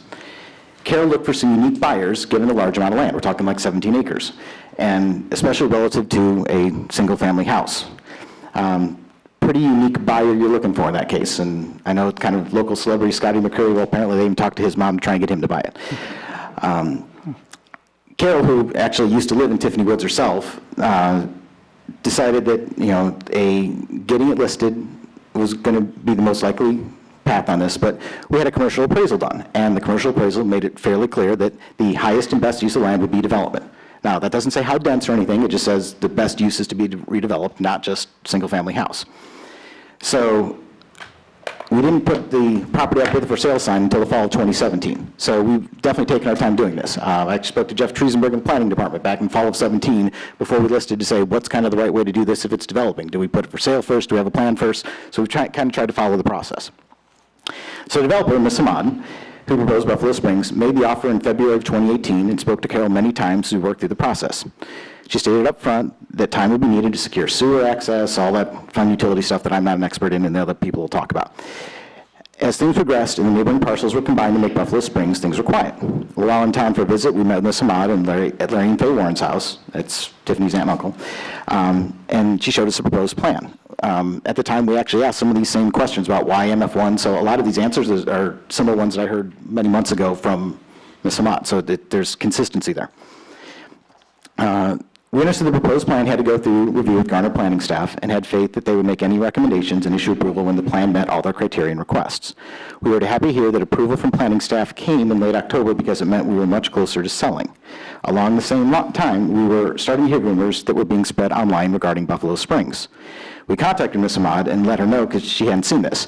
Now, this is me talking. My wife was really hurt when she saw some of these Facebook posts talking about, I think they referred to Section 8 housing and prefab, and there was a lot of bad data going around that was fairly hurtful. We're glad a lot of those posts have been taken down. I hope that wasn't some of the stuff that drove petitions and things, because I don't know what was in that. Okay, back to this. We fully respect the jurisdiction of the Town of Garner's Planning Department and Town Council in working on a comprehensive plan with community input. We understand that plan was adopted in the summer of 18. The Garner Forward Plan indicates this area should be medium-density residential, just like the nearby stretch of Buffalo Road and Vandora Springs, all the way to Old Stage. I mean, this is the stuff that Mr. Patel talked about. As best we can tell, just as a family, all signs indicate this land should be redeveloped and not remain a single-family 18-acre residence. We were disheartened to hear the amount of opposition and action at the Planning Commission meeting in November. These actions seemed based on incorrect information and feelings. We fully respect that neighbors would want adjacent properties to conform to consistent guidelines provided by the town. We hope that neighbors aren't expecting the Buffalo family holding this land, as well as other landowners, to be limited in what they can do on this land just because they didn't develop it 40 years ago when everything else was built. While the delay in moving the plan forward has added additional time to our personal situation, we understand the developer needed time to speak to the neighbors and Garner citizens about Buffalo Springs. We understand that improvements to the plan and zoning conditions have been made, as well as the introduction of the builder, Pulte Homes. We have kept in tune with the recent council meetings regarding rezoning requests and believe that the revised plan proposed in front of them is consistent with what has been approved. My parents have put faith in me, their only child and power of attorney, to take care of their affairs. We are putting faith in the town council tonight to please approve this rezoning and site plan request based on the facts in front of them so that we can move closer to being able to sell the land and let it be part of bringing Garner forward. So that's a statement from my wife. The other thing I wanted to show everyone in here, this is a drawing from 1971 of the site plan when the lots were put in before the Buffalo's house at 1800 Buffalo Road was put in. And this is land that I have a different thing here. I can show you the court documents from 1947 when Bill Buffalo's father passed away and the land was inherited. It was actually 80 acres of farmland at that point. 15 acres of it is now Lake Benson because the City of Raleigh basically kind of bought it, took it to expand the lake, so that's why it's the amount that it is. If you look on here, and I realize I'll have to kind of turn it around, the properties that are listed around here, so we have the Hales family property, J.J. Fields property, M.B. Thompson heirs, who are sitting right back here, the Freeman Buffalo Talley property. These were all properties. These weren't neighborhoods. And this is when this land was, that's when this land was, I guess, is owned for it is because this is when the pins and property lines were put in. If the Buffaloes had decided that everything should be just like them, then everything would be R40 around there, and there wouldn't have been Tiffany Woods, there wouldn't have been Vandora Pines, there wouldn't have been a whole bunch of these things, because that's what the density was. So on behalf of the family, we think it's time. The property's been vacant for 4 years. Everyone's telling us it needs to be redeveloped. I think it's up to you guys to decide what the right way to do that is. I'm not going to try to be next door and let everybody else talk about that. But from a family perspective, we think this is a good plan that brings Garner forward. Thank you. Anyone else? Now, we need to get to the next portion of the site plan, so if you can, keep your comments short. I'm If you Bill can. Spence at 120 Spence Lane, and I'm going to talk about people. They're very important material concerns, and I love all of my new neighbors over the last recent decades, and I don't think that very few of the most recent people coming in the last few decades have met any of the people on the plot that Jay just talked about, those names, and when they were farms back there. But my family and the Buffaloes go back 6 generations. They started the Presbyterian Church with our families and with the Collins. And I want all of the neighbors to try to understand what it was like for Bill. Now, they're a wonderful family. Bill, he was a chemist, NC State. People like NC State guys. He was here. He, as you know, he was on the council. Well, he contributed to Garner, to the churches, to the neighbors. Everybody just really highly esteems the Buffaloes, and Kay was, she taught schools here for many years, and I will say real quickly that what turns out is that my daughter moved here from to Austin, Texas, and now my daughter Robin and Tiffany ended up in the same church, and they go to a weekly Bible study, and they were there together this morning, but. And now maybe this is the most important thing is to tell you that years ago, Bill and I spoke at his house, and he said, you know, someday I'm going to have to move away from here, and I want to develop this property, and this is my nest egg. And he said, now, I don't have access to the sewer back there. He said, would you let me have an easement or sell me some property there? And I said, yes, Bill, I will. And that was like 20 years ago. And it's happening. And I've pulled my, I cooperated with my end. So let's everybody think about the Buffaloes. Now, he's had about 4 strokes, 24-hour care. Kay has had rheumatoid arthritis and with dementia. She also is in a facility, separate ones, 24-hour care. Now, I don't know anything about their finances, but you can imagine what it costs for 2 people, 24-hour care. And we know that we all observe is they want to sell that property, and you can read the lines. As he said, whenever he leaves here, he wants to develop the property.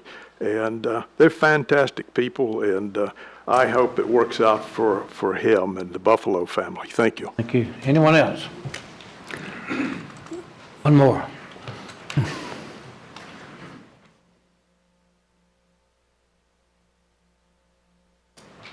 I'm Doug Taylor, 403 Tiffany Circle here in Garner. Bill and Kay have been very good friends of mine for years. I've worked with them in the industry. I love the man to death. I love your family. And I don't want this thing to be perceived wrong. We are not opposed to the development of the land. Your planning board said density. That's why they rejected it. Density, density, density. This is what we're opposed to, the density. Develop the land. Yes, I'd love for you to sell the land. I'd love to buy it. But if I did, I'd put something on there other than 6,000 square foot lots, you know, for people to live in. I just wanted to remind you that that was our objective from the beginning, and we appreciate what the planning board recommended, and we'd like for you to do so also. Thank you. Thank you, Doug. Mr. Mayor, would this be a good time for the 9 o'clock break? Sure. I mean, and then we'll get to the site plan. We're going to do a 9 o'clock break in 10 minutes. Anybody else want to speak before we break? Okay, we're going to take a 10-minute break.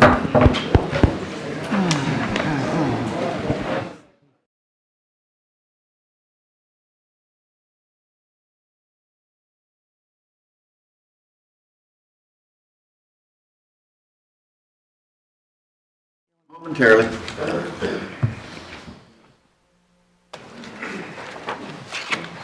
Go ahead. Good evening, Mayor, members of the council. My name is Stacy Harper, AICP. I'm the principal planner for the town of Garner.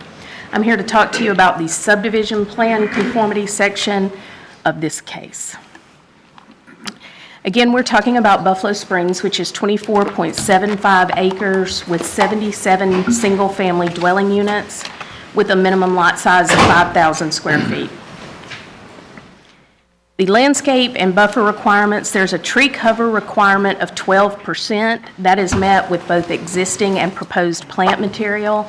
The plan does show a 14.42 tree coverage area. The perimeter buffers, which we've talked about a little bit, there's 50 feet total.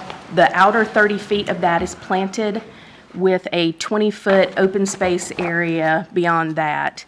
A 6-foot tall wooden fence that you've already been shown is now being provided between the 30-foot and the 20-foot buffers. It's required 25% open space and provided 26.9% open space. The Parks, Recreation, and Cultural Resources Department did recommend a fee in lieu of parkland dedication in this area, and a public greenway easement is being provided and dedicated to the town to facilitate future access to town parks as required by the Garner Forward Transportation Plan. The Inspections Department, together with the Fire Department, has reviewed and approved the plan. The environment and floodplain issues, the southeast corner of the site does fall within the 100-year and 500-year FEMA flood zone. You'll see that it clips it just a little bit. And the FEMA designated floodway runs along the east side of the site.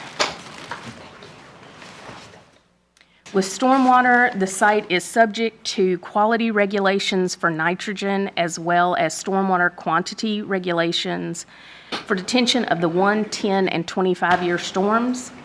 There's a wet retention pond that's designed for both quantity and quality, and that will reduce the nitrogen below the allowable threshold of 6 pounds per acre per year for residential development. A nitrogen offset payment will be required. You see the utility infrastructure there. It will be served by public water and sewer infrastructure.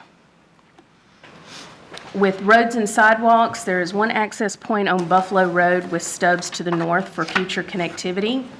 The plans would improve Buffalo Road along the project's frontage with curb, gutter, and sidewalks, and sidewalk is provided throughout the subdivision as required. Again, we've talked about the site plan a little already. The darker green that you see there is the 30-foot planted perimeter buffer, and the 20-foot perimeter buffer and the additional open space areas are in the lighter green color. The stormwater device is in blue, and the red dotted line is the approximate location of the 50-foot wide greenway easement that's being dedicated. And we pointed out the mail kiosk would be in that center open space area as well. Lighting for the mail kiosk area will be provided by street lighting and will be reviewed by the engineering department during the construction drawing phase. Site plan conformity with the Garner Transportation Plan. The 2018 Garner Forward Transportation Plan identified Buffalo Road as a 2-lane facility. It also identifies, again, the greenway connection between Buffalo Road and White Deer Park in the general vicinity of this development. With the proposed improvements along the frontage of Buffalo Road, this project is now proposed may be found in conformity with the 2018 Garner Forward Transportation Plan. with site plan conformity with the Parks and Rec, Open Space, and Greenways Plan. Again, there were no recommendation for this site, so therefore, as proposed, with the fee in lieu of parkland dedication, and may be considered in conformance with the Parks and Recreation, Open Space, and Greenways Master Plan.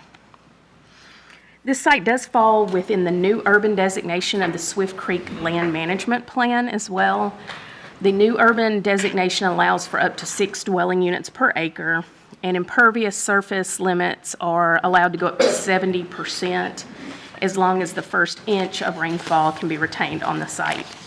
The proposed development is at 3.12 dwelling units per acre, and the proposed stormwater infrastructure is in conformity with the Swift Creek Land Management Plan restrictions.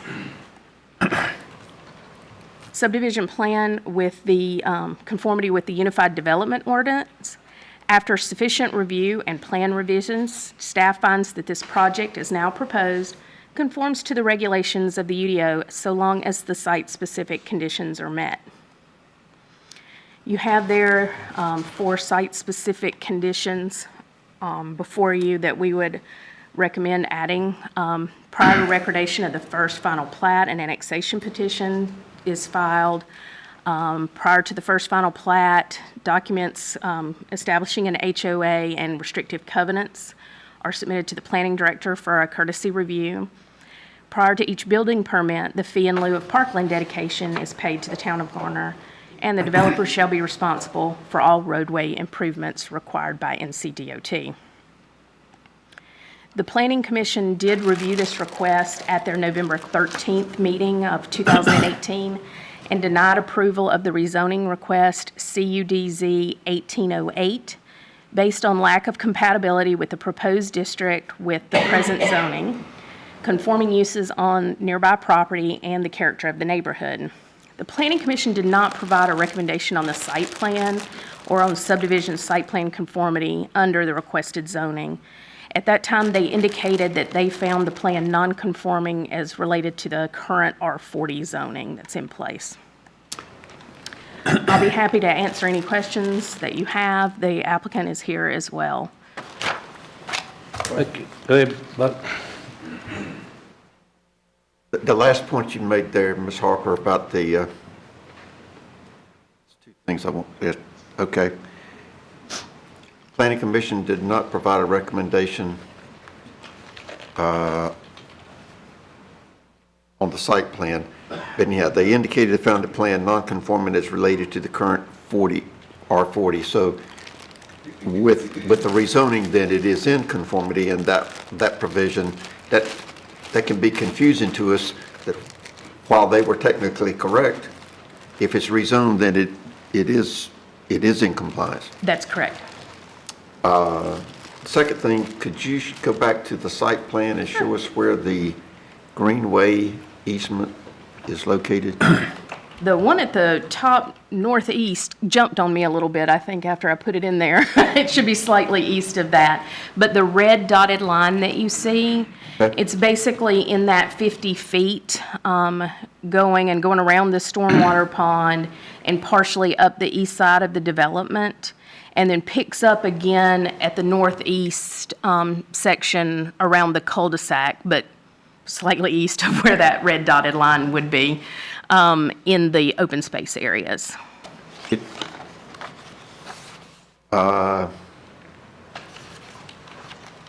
Could you explain the logic of the disconnect, that it's not connected, it goes somewhere and stops, and then, or is that, the one at the bottom, I reckon it comes out to the, if we ever extended up along Buffalo Road, then that allows somebody to come off the cul-de-sac and come out to the Correct. path that's under consideration now. How about the one at the top that goes to, it looks like it ties into Mr. Broadwell's lot? The thought behind that was that if the properties to the east between the sections that you're talking about, if those properties developed, we could require that easement around on that property to go through and loop back around and pick up where the cul-de-sac on the northeast side ends up. But it's not necessary to connect that line from the northeast to the southeast corners? Not at the current time. We do feel like that's something that we can require as the area develops. Okay. Very good. Thank you. Anyone else?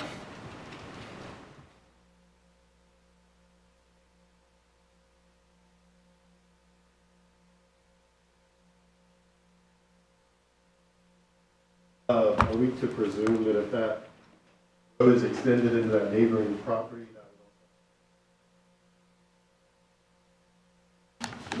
Not necessarily, no, sir. do we know if there have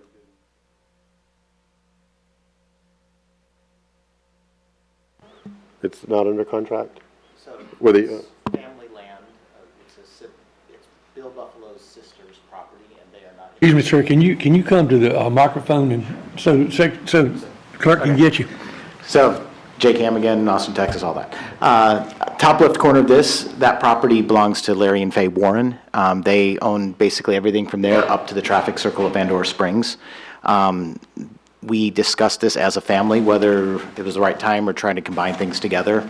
They are not interested in doing anything at this time. They've made no indication of what, when, any plan. They're not interested in doing anything right now. Anyone else? All right, does anybody from the applicant plan to give testimony? I see an appraisal here. You have an appraisal witness?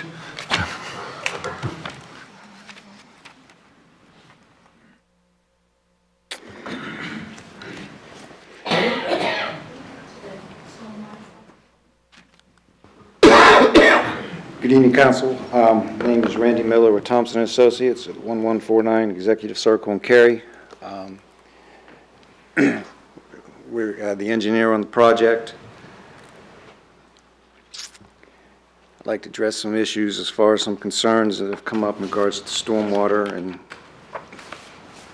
things on this property.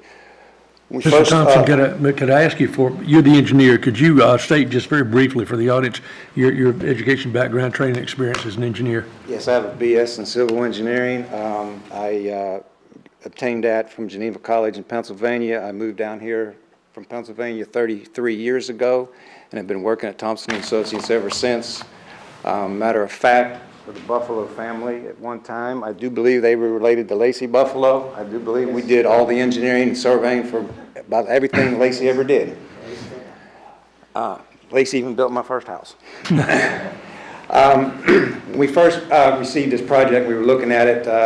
Topography is tough, and we were looking at everything involved in how to develop it and everything. The first thing we did was we had DEQ, Division of Water Quality, look at the site. There was no determined stream features or buffered required areas on the site. And then the part of the, I do believe it's a suspense piece, was brought in order to get access to sewer and over there by where that floodplain way is. Yes, that area does have some floodway on it. However, we're not developing that. That is open space, and there's no development in that area. And I do believe that's the only area that the floodplain actually touches. In addition to that, looking at the existing topography, if you look at that slide in the, as the property currently exists, if you see the green hatched area, that represents about 1.9 acres currently of the site that actually drains to Tiffany Woods and to the area that most residents have had concern about flooding. That's 1.9 acres of about 35 acres that drains back through there. About 90% of the drainage that Tiffany Wood gets comes from Tiffany Woods and across the street to the east. This development will drain very few acres to their site. After, I don't know if there's another slide or whatever, after development, with the grading for the lots and the streets and everything, and to meet the stormwater requirements, that 1.9 acres that currently drains back through there will be reduced to like 0.48. And all of that will be buffer and open space. There will be no hardscape on it. So we're actually reducing the water that will be going to Tiffany Woods. The remaining of the site will drain down to a stormwater pond that, per Garner's UDO, we're required to capture and treat the water for the 1, 10, and 25-year storm events. In doing that, we will be we have to meet the pre-development runoff rate as the site currently exists. And with the development and the stormwater pond, the 1-year, 10-year, and 25-year storm rates will actually be less because of the capture and detaining the water. And we even went through, and that pond is designed, it will capture the 100-year storm and release about 7.6% less water than what's coming through there now in a 100-year storm. And I know there were some concerns about the rainfall amounts. Well, the 100-year storm, to put it, if you remember the one slide that was presented, the 100-year storm represents 7.26 inches in a 24-hour period. So the development of this, and with the stormwater facilities in there, it could handle a 7-inch storm, and the runoff rates be less than what it is now. But the release point of all that runoff rates is downstream of Tiffany Woods. There is no effect on Tiffany Woods with stormwater from this project. All developments outside of, like I said, of any buffered areas, we had Division of Water Quality look at that, and we believe that with all the studies and stuff we've gone through and submittal to staff and review, we have addressed the stormwater concerns, and we will continue doing that through the construction phase to make sure that all the stormwater requirements for the state, Garner, and everybody are met.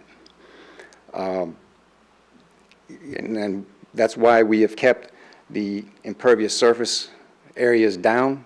Like you said, we're allowed up to 70%.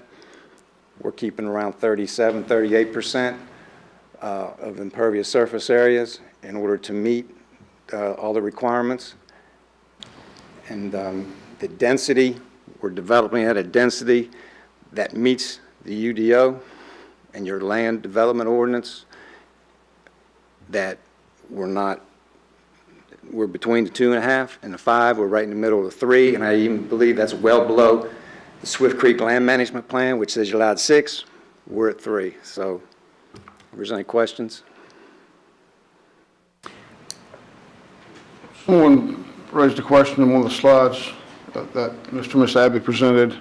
He was concerned about the riparian buffer and a buffer or something extending into a riparian buffer. I'm assuming that what I'm going to ask is any work that's done going to be extending into a riparian buffer?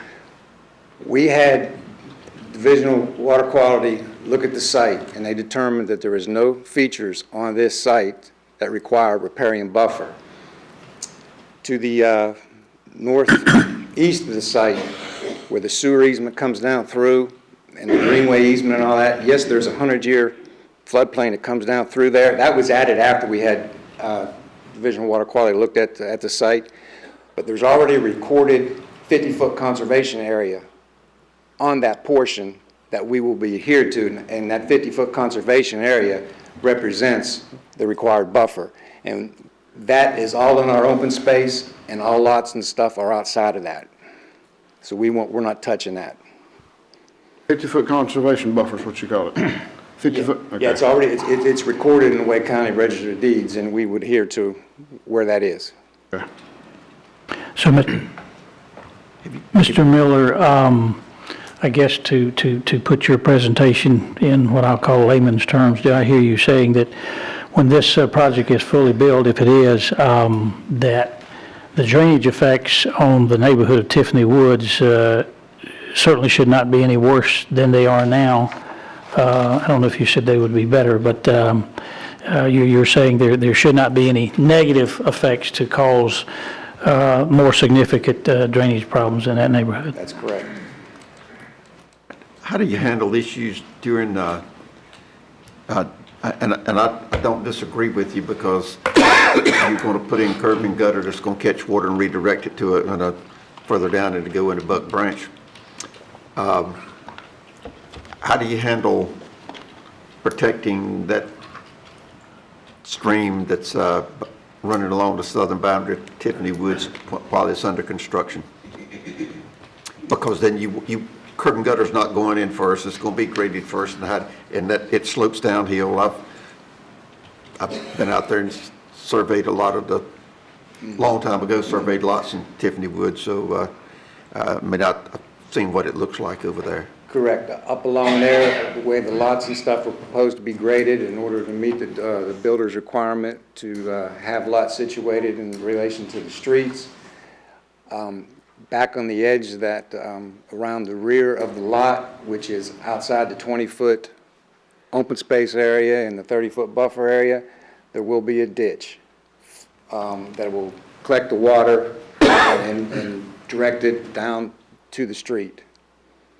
So we'll be ditching behind those lots. And then while it's being graded, yes, I mean, proper erosion control measures will be put in to ensure that no erosion will be going down through the natural area that we won't touch and everything, and all be directed to proper sediment erosion control devices. And then once the lots are all graded and everything will be stabilized with grass. And you remove the ditch? The ditch will remain. It will? That will be converted to a permanent ditch so that any water that possibly would drain off the lot will be collected in that ditch and directed back towards the street.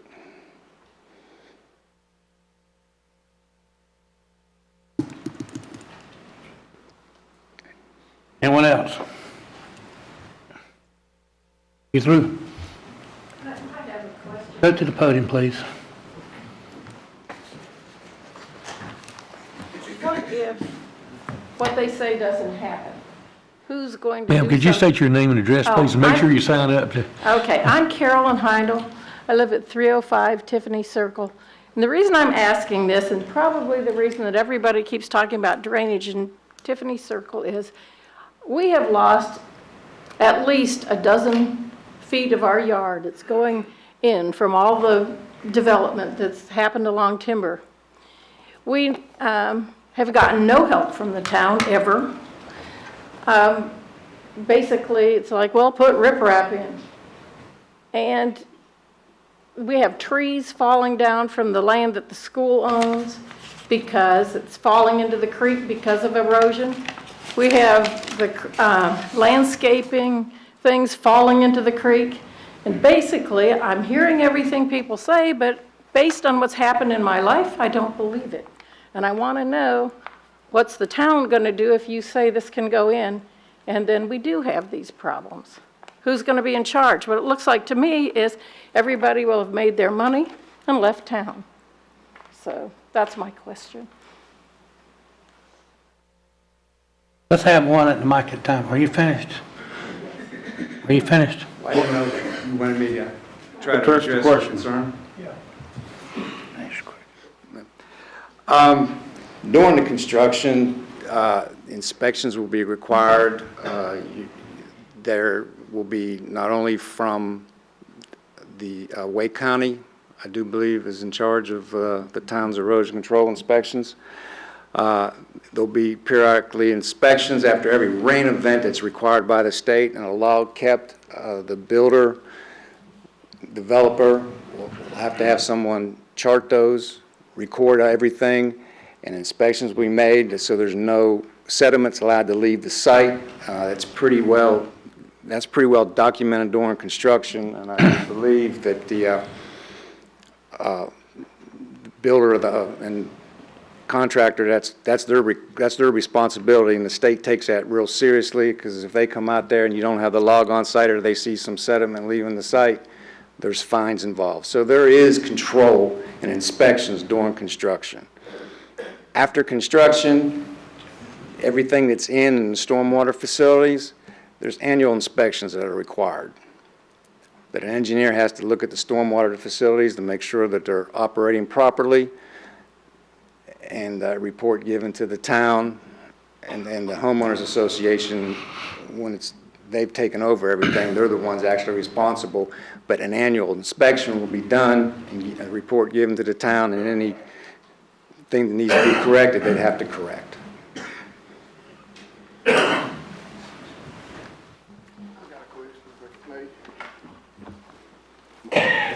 Mark Beasley, 1516 Buffalo Road. I just got one question about once the water leaves. Y'all direct your question this way. I'm sorry. Once the water leaves the retaining pond, I just want to know if there's some device or filtration to collect trash and debris from entering Buck Creek. I'm downstream from Tiffany Circle, so that's where the water's coming. That's what I see now, so much trash. Once that water flows out of there, is there some type of collecting device, filtration that keeps that trash from the streets entering into Buck Creek? That's all. The release point of the stormwater pond will be at the furthest southeast corner of the property. The pond itself will have a riser structure. The riser structure will have a trash guard on top of it. The actual drawdown device the pond will have a permanent pool elevation. Below that, there will be a drawdown device that will be below the water surface that will draw the water from underneath to draw it down once it comes up. So the surface water, it won't be being drawn from the top, it'll be drawn from underneath to help prevent any trash and debris and stuff from going out the outlet pipe. In addition to that, any inlet structures into the pond itself, as far as pipes from the street and all that, they'll be released into a forebay first, where debris and trash will have a chance to settle out before entering the pond proper, before getting to the riser device. Council members have anything you can speak? I have a question, Mr. Mayor. Mr. Miller, if I understand Ms. Heindel's concerns, if indeed, after this is all built, they do experience some erosion, and you say that inspections are done annually and reported, and the responsible party is supposed to take care of it, who makes them take care of it? I do believe that once those reports are done, that homeowners association will be responsible to take care of it. And I believe that there's penalties and fines that the town can impose. Nothing's ever happened in our subdivision, no. I'm not sure the exact amount of the fine, but he's correct that they would be monitored on an annual basis, and if there's anything that needs to be fixed that the homeowner association can't take care of, the town can enforce that.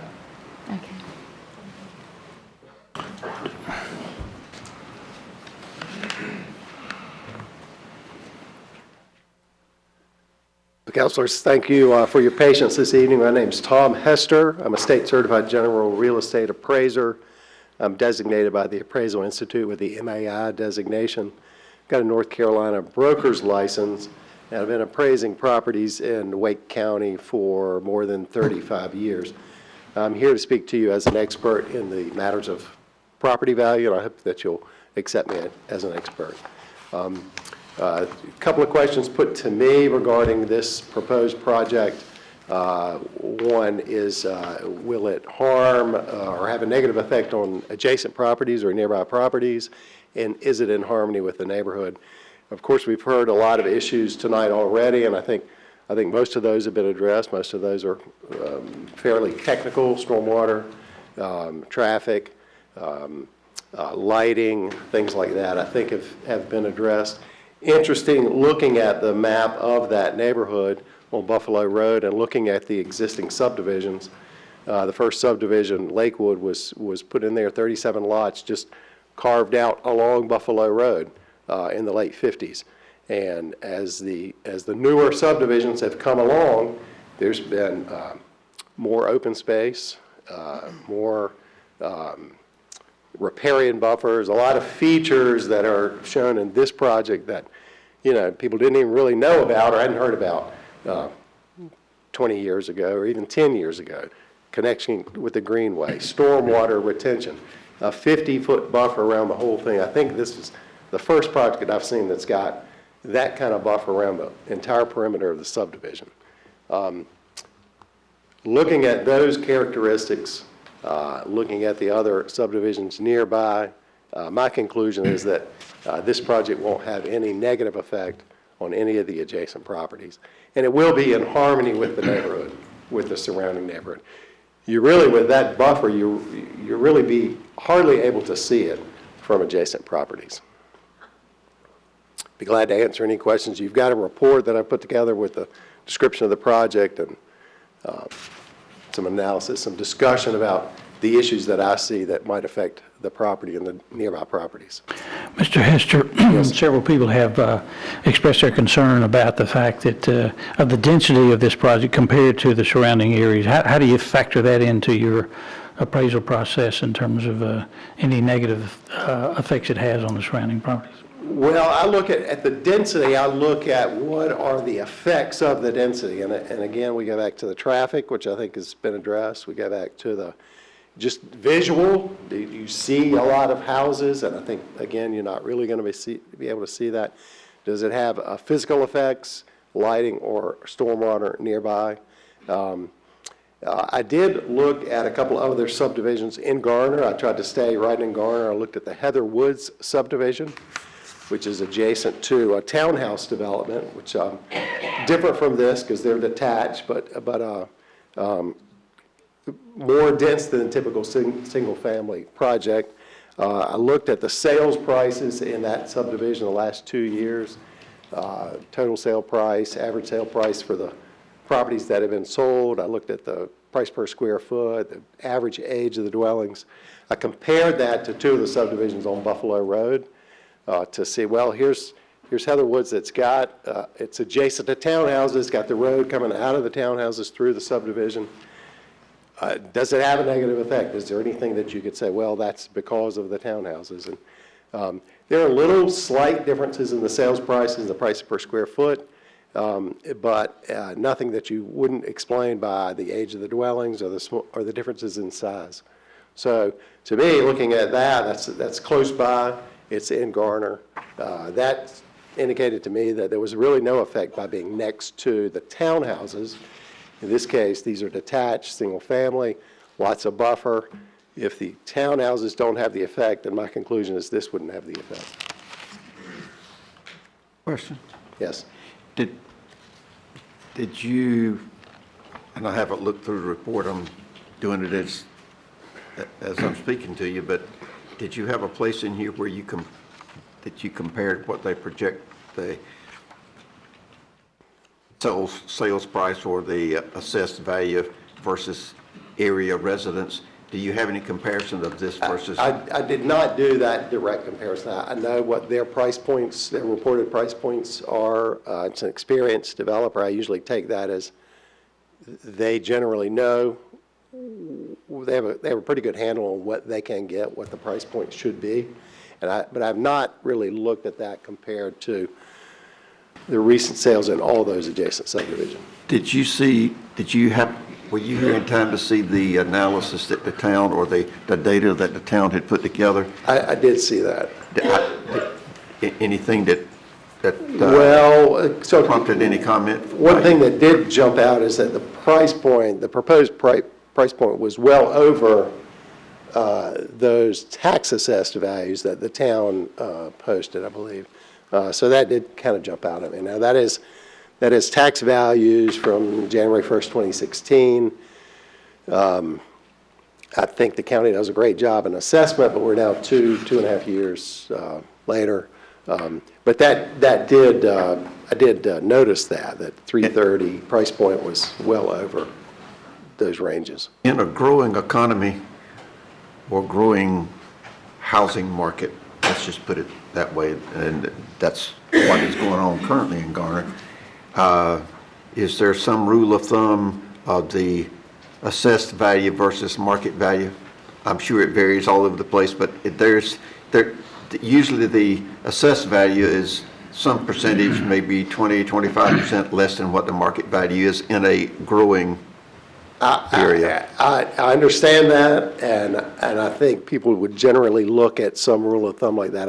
I try to be careful about that because I don't know that for a fact. I didn't do the analysis to look at residential in Garner to see if that's the case. And so I don't really want to say, yes, that's the case, but I would, because it was over 2 years ago, and we are in a growing market, I would expect that sales prices to be over the tax values, certainly. I would also just add that in general, especially in a growing market, I see new development, new quality development in a neighborhood as being a positive for the whole area.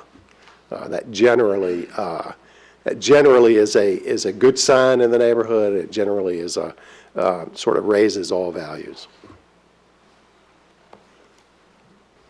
Thank you. Anyone else?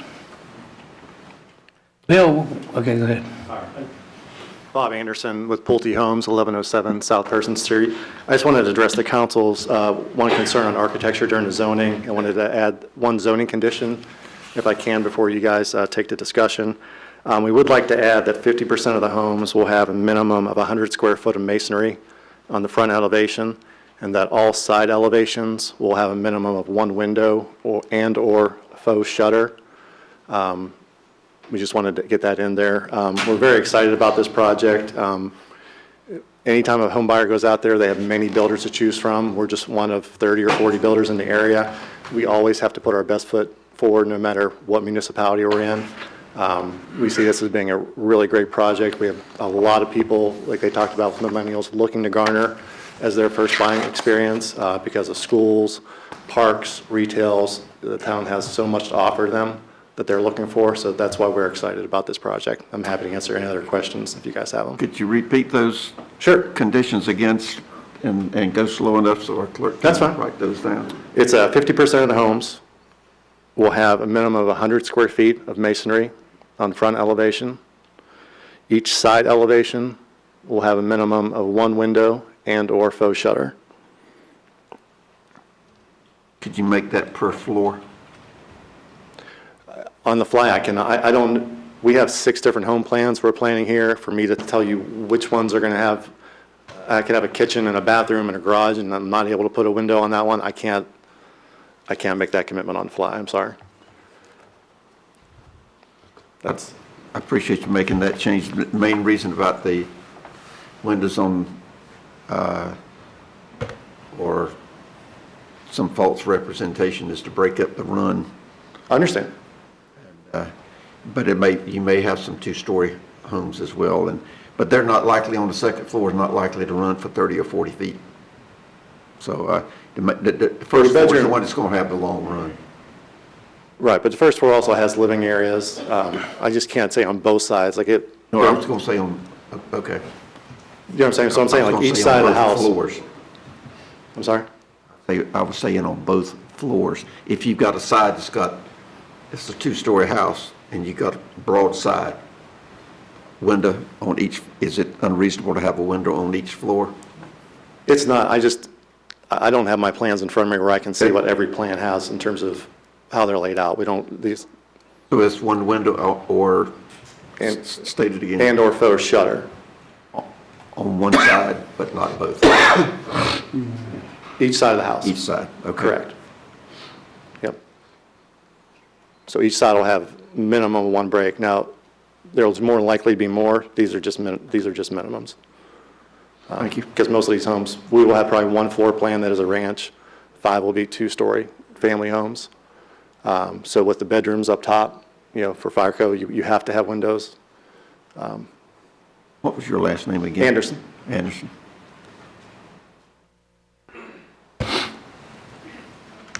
Okay, anyone else? Bill, will we need 2 motions? Well, let's make sure, I heard a lot of people say they were going to have a lot of questions. Anybody got any questions of these witnesses here? Now is your last chance. Okay, if there are none, yes, sir, Mr. Mayor, it's ready to close the hearing. Wait. Somebody's coming back.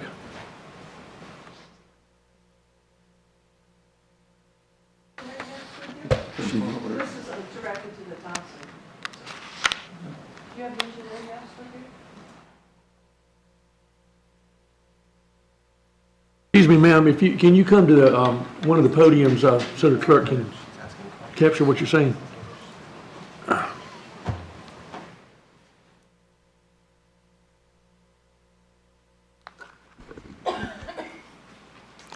Do you have the map that shows the drainage areas?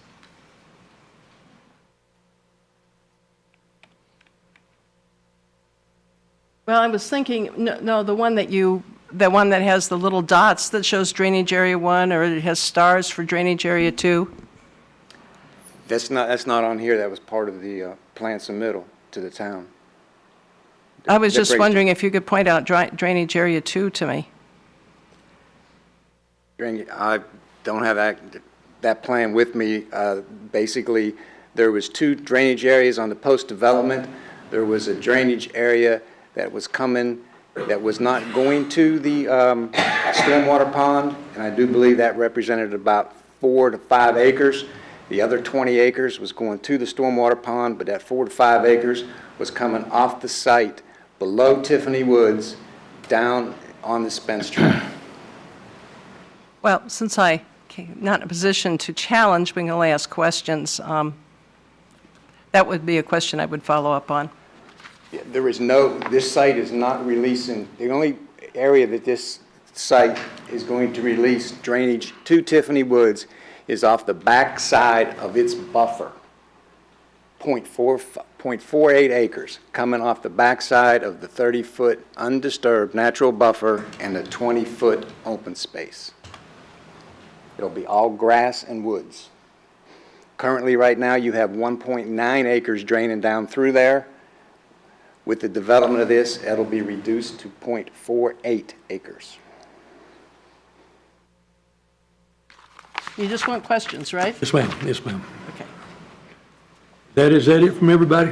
Mr. Mayor, looks like somebody might want to say one last thing.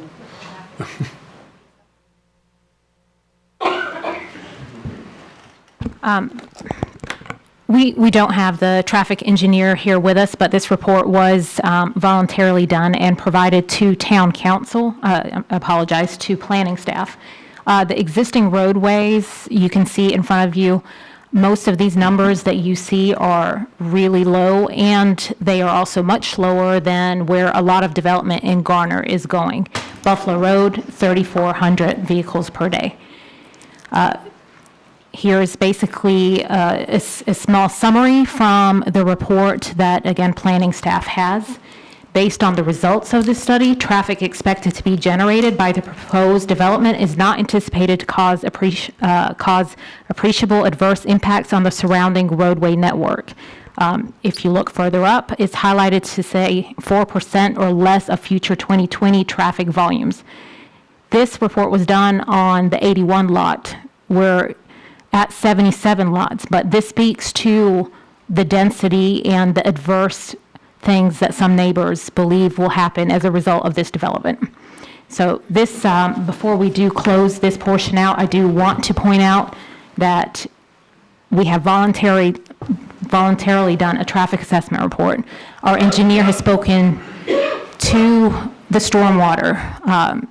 I'd like to welcome the new town engineer, but I have spoken to Tony Chalk previously in regards to stormwater and the issues in Tiffany Woods in regards to what we are proposing, and his response was these issues exist.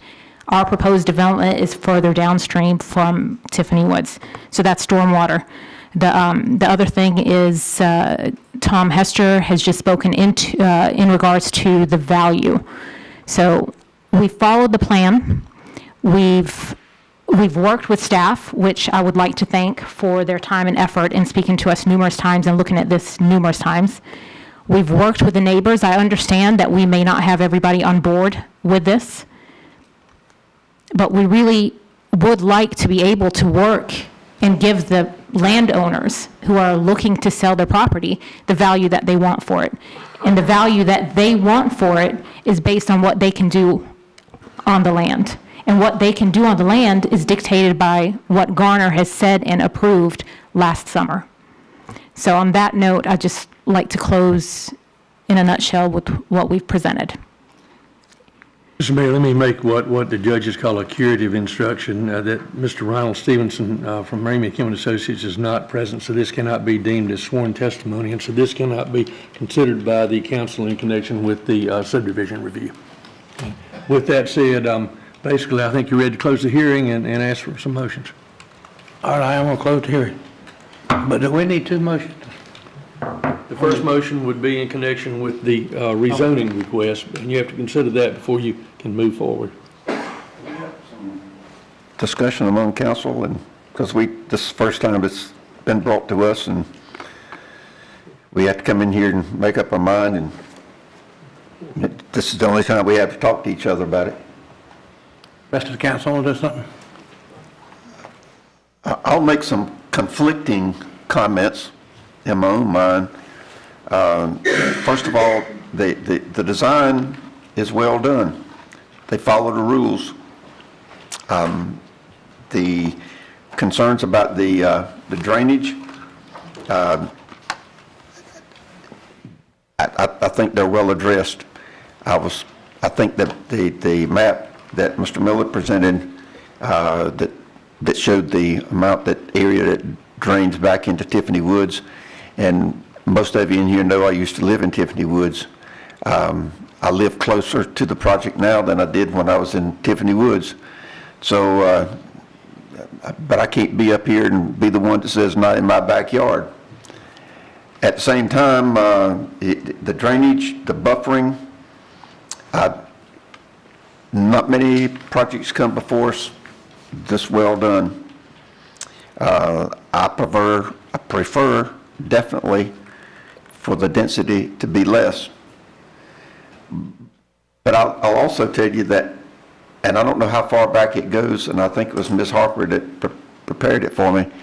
I asked him to go back, and just a couple of months ago was to tell me give me a summary or a listing of the last 10 subdivisions that we approved, and what kind of zoning did we approve. And she gave me that information, and then we've approved 2 subdivisions since then. And for the last 12 subdivisions that Garner has approved, all 12 were either R9 or multifamily. Years ago, probably 12 or 13 years ago, while the boom was going on before the bust, there was a lot of houses being built, and we concluded in our minds that we could legislate the quality of housing. And so we tried it, and we failed miserably.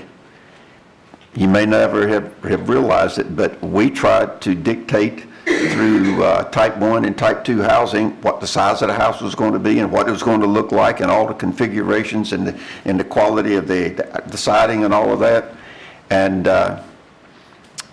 but you can't make the developer come to the table. So we missed part of the housing parade, went past us. Some might say that was good. We made some modifications, particularly in water and sewer allocation, and we in effect, got back into the building business. But over the past 15 years, the market definitely has changed. And I cannot remember the last time we had an R15, even an R12 zoning, and those size lots. I had to go back and check to see what the zoning was for the where I lived there in Breezeway. So certainly I'm conflicted, but my main 2 issues that I've hung on to the whole night. The first one I've talked at length about was what the looks are, and I'm decidedly. I notice. I just have a personal opinion about the vinyl, but what is it that Garner needs, not what I particularly want. The other one is, there's places that this density is most appropriate. And they're in transition areas that are different than this area that's pretty well stable and has been stable. And for that reason, it bothers me about the density. I don't have a dollar in it, Ms. Hammond. You are putting all of your dollars at risk. The family is wanting the very best. I don't know how much of a change in density it can stand. I don't know how you can more improve the looks. I don't know what it does to the balance sheet. All I can do is make the request. So I have a conflict, but in my mind, but I'll leave it at that. Those are my opinions. But if we shut down R9, we just go out of the building business in Garner. That's the reality, whether I like it or not. And I really don't. I'm pro-development. The other thing is, I definitely feel for the right of the individual to try to get the best they can, and that's for the buffaloes and build it and the right to develop the land. You follow the rules, and when people follow the rules, then they expect things to happen. That still puts me in conflict. I've said it plenty. I'd love to hear from others. I think you spoke for us. You did a good job. I'd be happy to make a comment, or you want to go in sequence, Mr. Mayor? Good. I want to first of all thank everybody who came out this evening, particularly those of you who spoke. I suspect the experts didn't have any other choice. They had to be here, but those of you who in the public who came gave up of your time to come out and express yourselves. And while we don't all agree on all the issues here this evening, and probably some will go away unhappy, I will say on a personal note that I, like Buck, when I first moved to Garner 30 years ago, Tiffany Woods was the neighborhood that I moved to. It's essentially where I raised my two children, who are now adults, and so I have many fond memories of the time we spent in Tiffany Woods. We didn't mention so much the other surrounding neighborhoods, but and the impact it may have on those. So I have certainly some sensitivity to any concerns on any of these neighborhoods as it relates to property values and all the other things we've talked about here this evening. So I guess Buck used the term conflicted. I'm a little conflicted myself, but I think as a council member, I'm called upon to hear and weigh the testimony that has come before us this evening, and in particular to give weight to the expert witnesses. I believe that's our duty and responsibility. And so I meant to bring with me an article that was in the January 18 issue of Triangle Business Journal, and I believe that was the issue. It talked in there about how many municipalities in Wake County are facing the issue of multifamily development and particularly density issues. And as has been mentioned here already, certainly the younger generation seems to prefer this type of housing. And actually some of my elder friends who are now empty nesters, I just met a couple last week that I hadn't seen in 30 years and moved to the area, and they have moved into this type of housing. They're downsizing, and so there certainly is a market there. The other thing I would say is, as has been mentioned, while I didn't know Mr. Bill Buffalo, I think I have met and know some of his relatives, and certainly the issue of a owner being able to sell property at a reasonable price and for further development is one that has to be considered. So with everything I've heard here this evening, I believe it would be proper to move ahead, as our planning staff has recommended, to rezone this area and to approve the CUP that is before us. Thank you.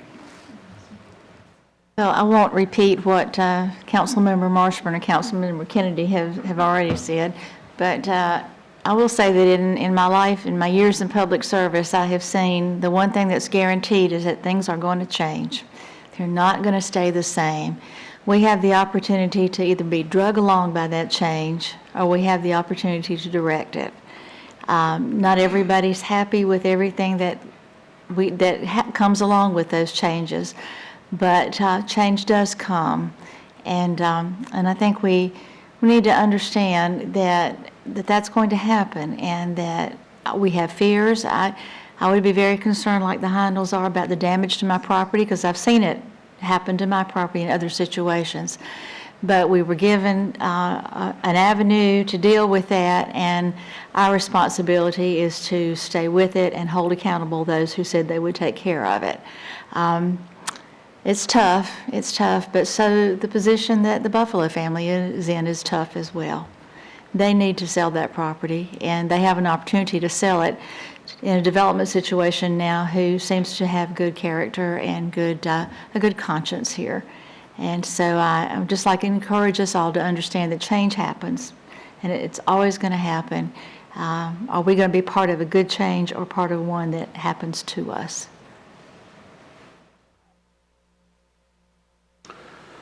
Comment on a couple of comments made by some citizens.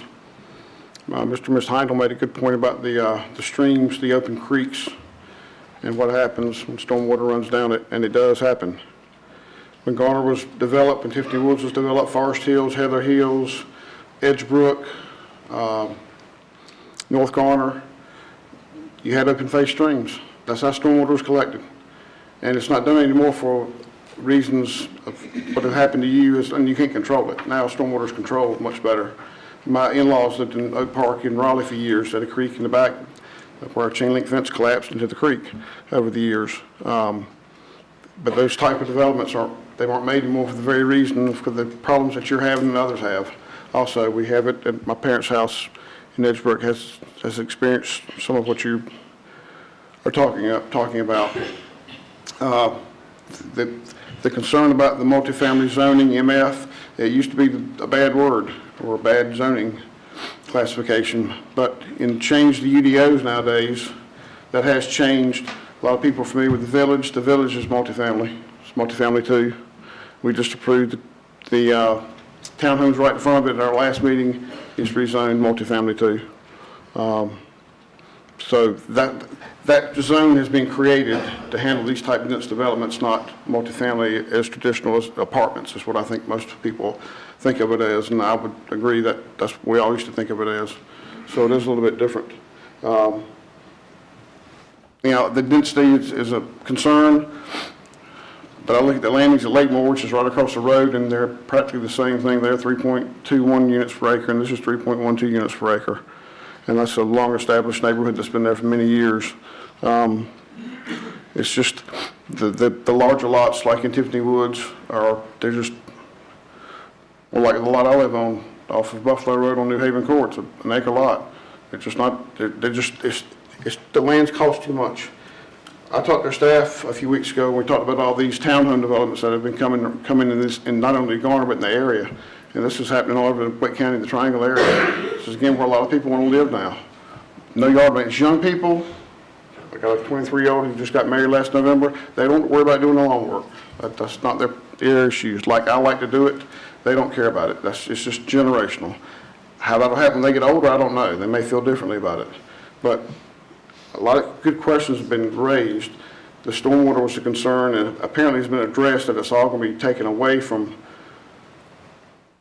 directly to Tiffany Woods. Mr. Beasley raised a point about Buffalo Road, and some of those issues currently exist with stormwater. But stormwater is always an issue because when you build hard surfaces, the water's got to go somewhere. But again, when you build it and control it, you don't have the issue with streams and water going in there into a stream that's not controlled. The water goes in there from everywhere. So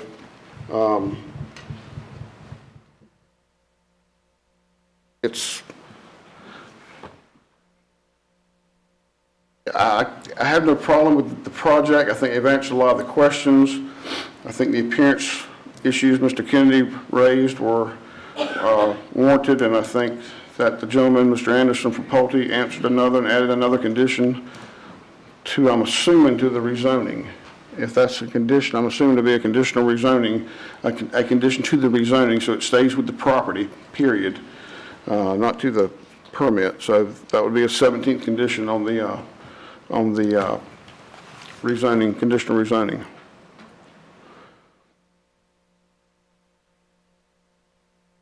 Okay, have you said enough? You don't say anything else?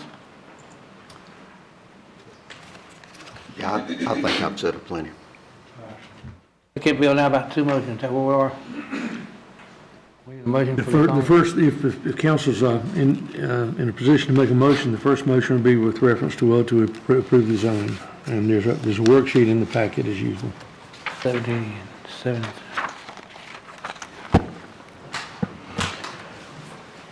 Page 70. Yeah, I'm gonna close the public hearing while they're.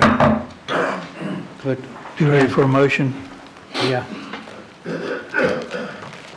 In regards to CUDZ 1808 Buffalo Springs, find it's consistent with the comprehensive plan, and I move that the town council accept staff statements regarding zoning consistency with the comprehensive growth plan detailed in section 5 of the staff report as our own.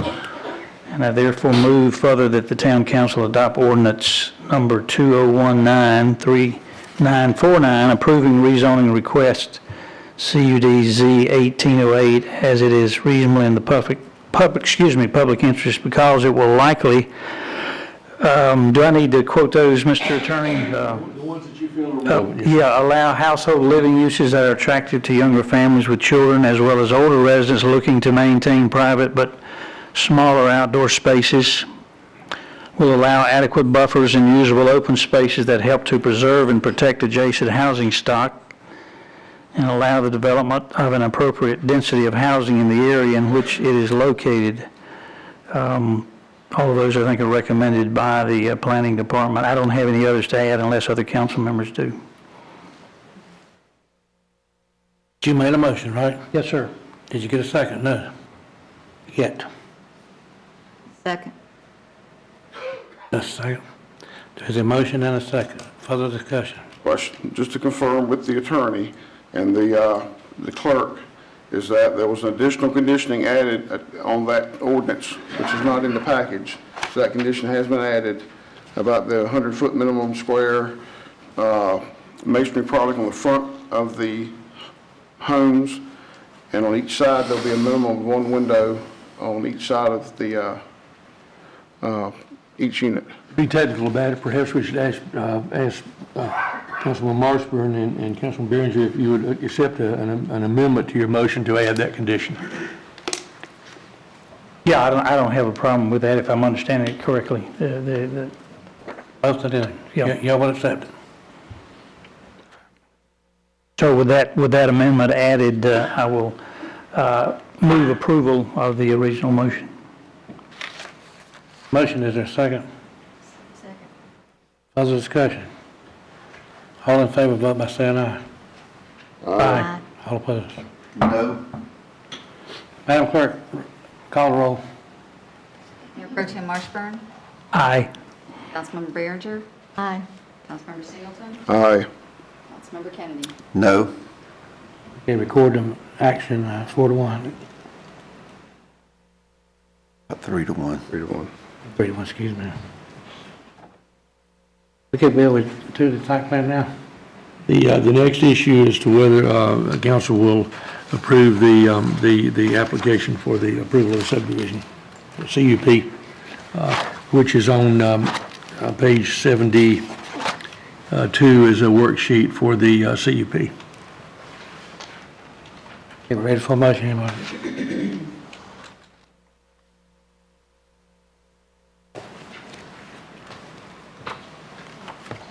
Mr. Mayor,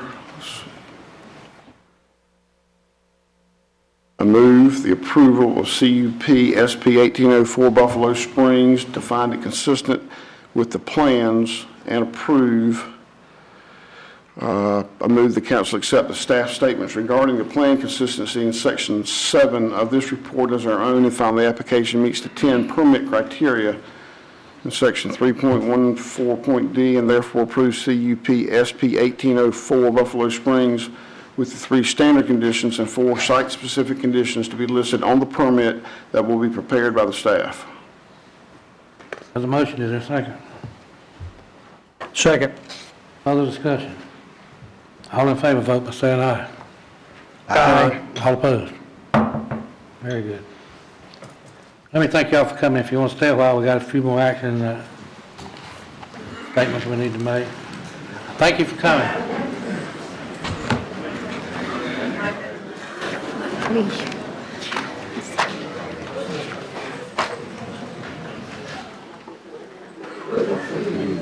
You want to leave that with me, or do you get it later? Just What you have for dinner? Turn it on. 5 minutes, let them clear. I want 5 minutes to let them clear.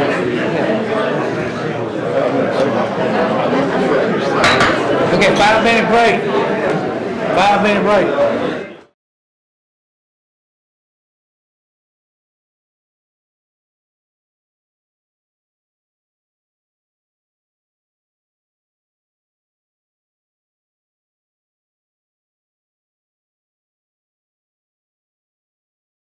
Yes, good evening, Mr. Mayor, members of the council.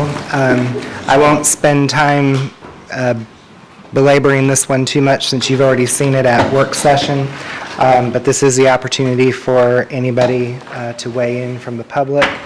This is a text amendment that we put together to more formally require developers to conduct neighborhood meetings and work with the neighborhood, as most of the cases that have come before you recently have done voluntarily. So we will be adding a new section 3.1Q to the UDO with this proposal. And we just very briefly talk about the purpose, when it's applicable, basically anything that's going to come before the council. In a public hearing, we will require folks to do a neighborhood meeting and outreach procedure. It just gives some basic requirements for what's expected. It's not something that staff will attend, but we will require documentation of the meeting in the form of meeting summaries that the applicant will present. If you have any questions about this, I'll be more than happy to answer them, but otherwise this is the opportunity for the public to weigh in on the text amendment. Jeff, in many ways, at least from my perspective, this formalizes a process that we've already encouraged, and that I think many developers try to adhere to, but this puts it all in writing. I think it's a good idea. I see where you gave us information regarding similar kinds of requirements, or at least this is required in any number of municipalities around us here. So I think it's a good idea. I favor it. Comment. Jeff, on your page 80 and item C about notification, okay. What we have looks a lot longer than, I'm sorry, I'm in the wrong place. Let me look at yours.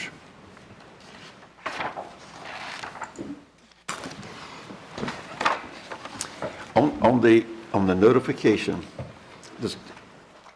it's just logical that we're going to get people to come back and says, I never got it, all that sort of stuff. Do we need to add anything in here about certified mail, return receipt requested, any of that sort of thing, just to be able to knock that out of the park, that when somebody says, well, I didn't get mine, well, it was sent to the right place. If you live at 123 ABC Street, you got a notification whether you read it or not.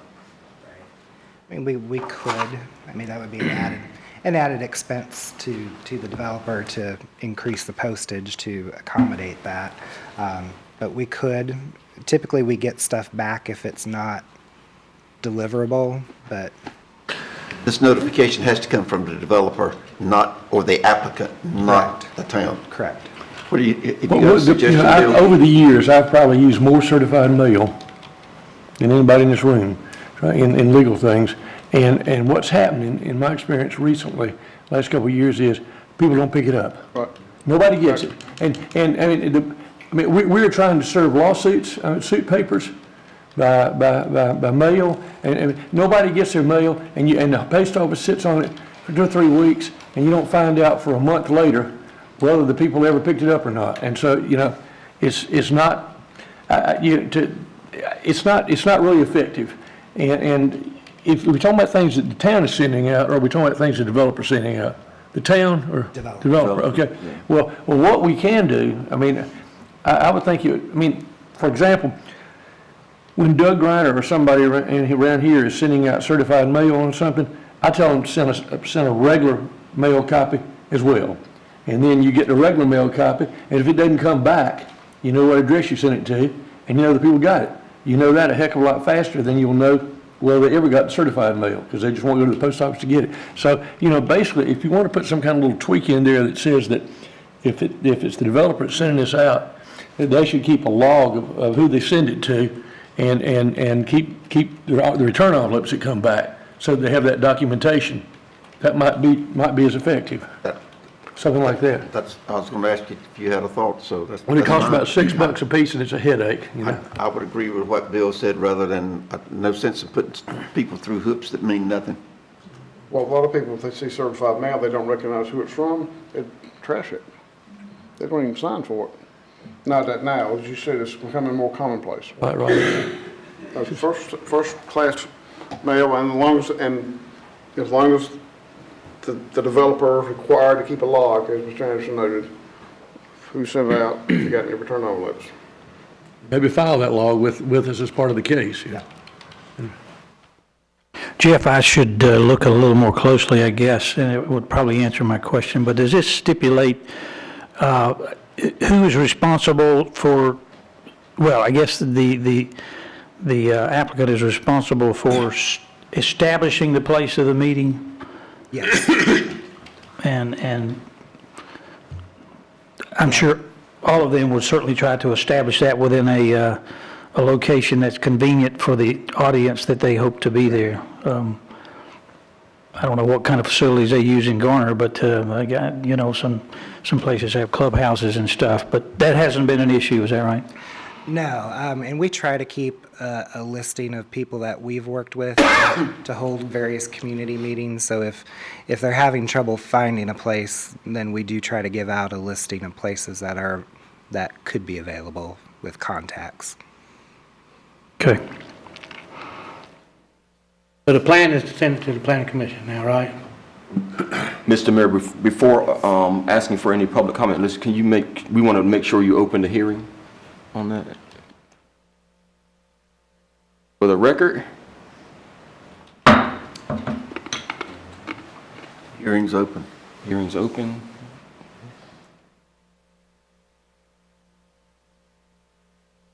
So, Anyone want to speak? Well, I want to ask Jeff another question. Is the issue here that there's a notification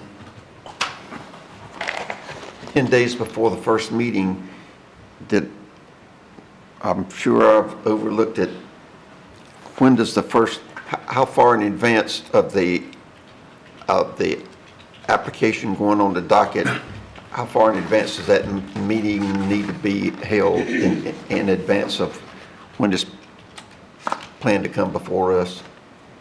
Does it state it anywhere? It states in here, in the summary of the meeting, in the meeting summary, the contact information shall be submitted to the planning department no later than 7 calendar days prior to the planning commission or town council hearing. I mean, it's stated. But what I'm saying is, they could hold a meeting 8 days before the council meeting and meet the 7-day guideline, and that doesn't really, a week in advance to hear about it for the first time just seems a little short. Well, you know what, we can always delay them when it comes to us and tell them to have another one. There's always ways around that. We can delay any hearing that we have to another meeting. Just raising questions. You can't write everything in here, of every possible thing, 'cause I mean, if you look at Apex's and Fuquay's, I mean, that's basically what we've taken, is taking their language and put it in here. And again, it's worked on a volunteer basis. It's great to have it on a formal basis, because I talked to Jeff about this some time ago. And so I like what they've done. It's similar to what other people have.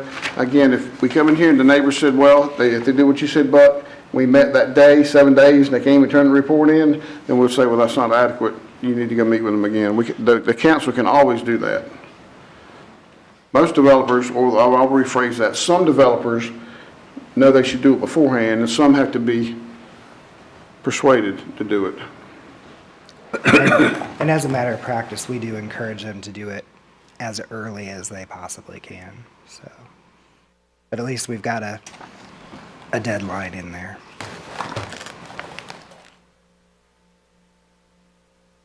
So once we get through with it tonight, we close the hearing and refer it to the planning commission? Correct. Right. You already closed the We'll give you a round in the barrel, Mr. Dean. I'm closing the public hearing. Got one more lady that wants to speak. You ready to go? Comment. We should be heard on this? Yes, ma'am, I'm sorry. You have to come up to the mic, Ms. Banks. Got to get you on TV? You got me on TV? Yeah? Yeah. I got my makeup on. Okay, listen, the only thing I want to say from a quality perspective, and you guys, you did put in there the documentation, and that's good to have everything documented. But the other thing that you don't have, and what some of these people may have found at fault tonight, because if you got 1,000 people in the neighborhood and only 10 showed up, I think somewhere that you need to say that you got to have a minimum amount, at least to meet some kind of quorum, because you already know how many people you got in the neighborhood. So to be fair to the residents, have something to specify to meet some kind of quorum with the residents in the particular area. I agree with you in principle. Except then you put it in the hands of the local folks to boycott the meeting and kill the project. Right. Well, that's true too, but, I guess out of all fairness, some people that said that they didn't get the notification. We have set up, and it's in this proposal, that the letters would go to people as stated in our ordinance, who the town sends them to. You can't send them to everybody. So the people who said they didn't get a notification they live down the road, but I live down the road too, but I didn't get one. Yeah. So everyone can't get one. And the only reason I knew about this tonight was because it came through my neighborhood thing, Yeah, so it's you got to. I mean, but you can't make everyone. We couldn't make everyone from Tiffany Woods come here. Yeah. So ordinarily, it would not have affected me from where I live, but I do have people that live over in Tiffany Woods. Yeah. Okay. So we got it to where they're supposed to send the letter to the people that we send the letters to. So they got to send it to the same people the town notifies. Thank you, Rosa. Mona Parks, 104 Stockett Court. Not Rosa. Kathleen Abbey, 107 Lime Court in Garner, and this issue came up about the notification on this last case, and so I looked at several ordinances at small, other cities and things, and most, when it came to the notification, they sort of said, not only did they say 50 feet or 300 feet, but they talked about interested people and HOAs. And I think that would have been nice if there was something. Of course, there's many things in these other ordinances that these towns have that we don't agree with. But I also thought that it would be nice if, instead of sort of having to call someone to call somebody else, if this could be tracked a little bit more, if you had a database and some things on the internet, on your website too, so that at least people who are very highly engaged or interested can check. And, at one point there was a meeting advertised on Next Door Neighbor, but, people can put any comment on Next Door Neighbor, and we're thinking, well, is this really a meeting? What are we going to do? Should we go, or is this a waste of time? So it would be nice if there was more of a database, and also maybe a way to, what I did like is I like the fact that it was still open to make an appointment with the Planning Commission to come over and see some of the plans. It's always been the case when I was growing up in another part of the country, and I think that's nice to have some transparency there, freedom of information there.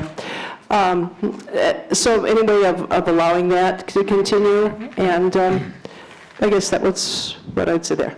Okay, thank you.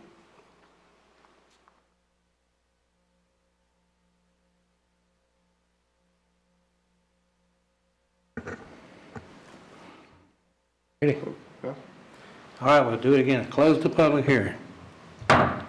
Call for a motion or two. And I'll refer it to the planning commission. That's right, planning commission on this one.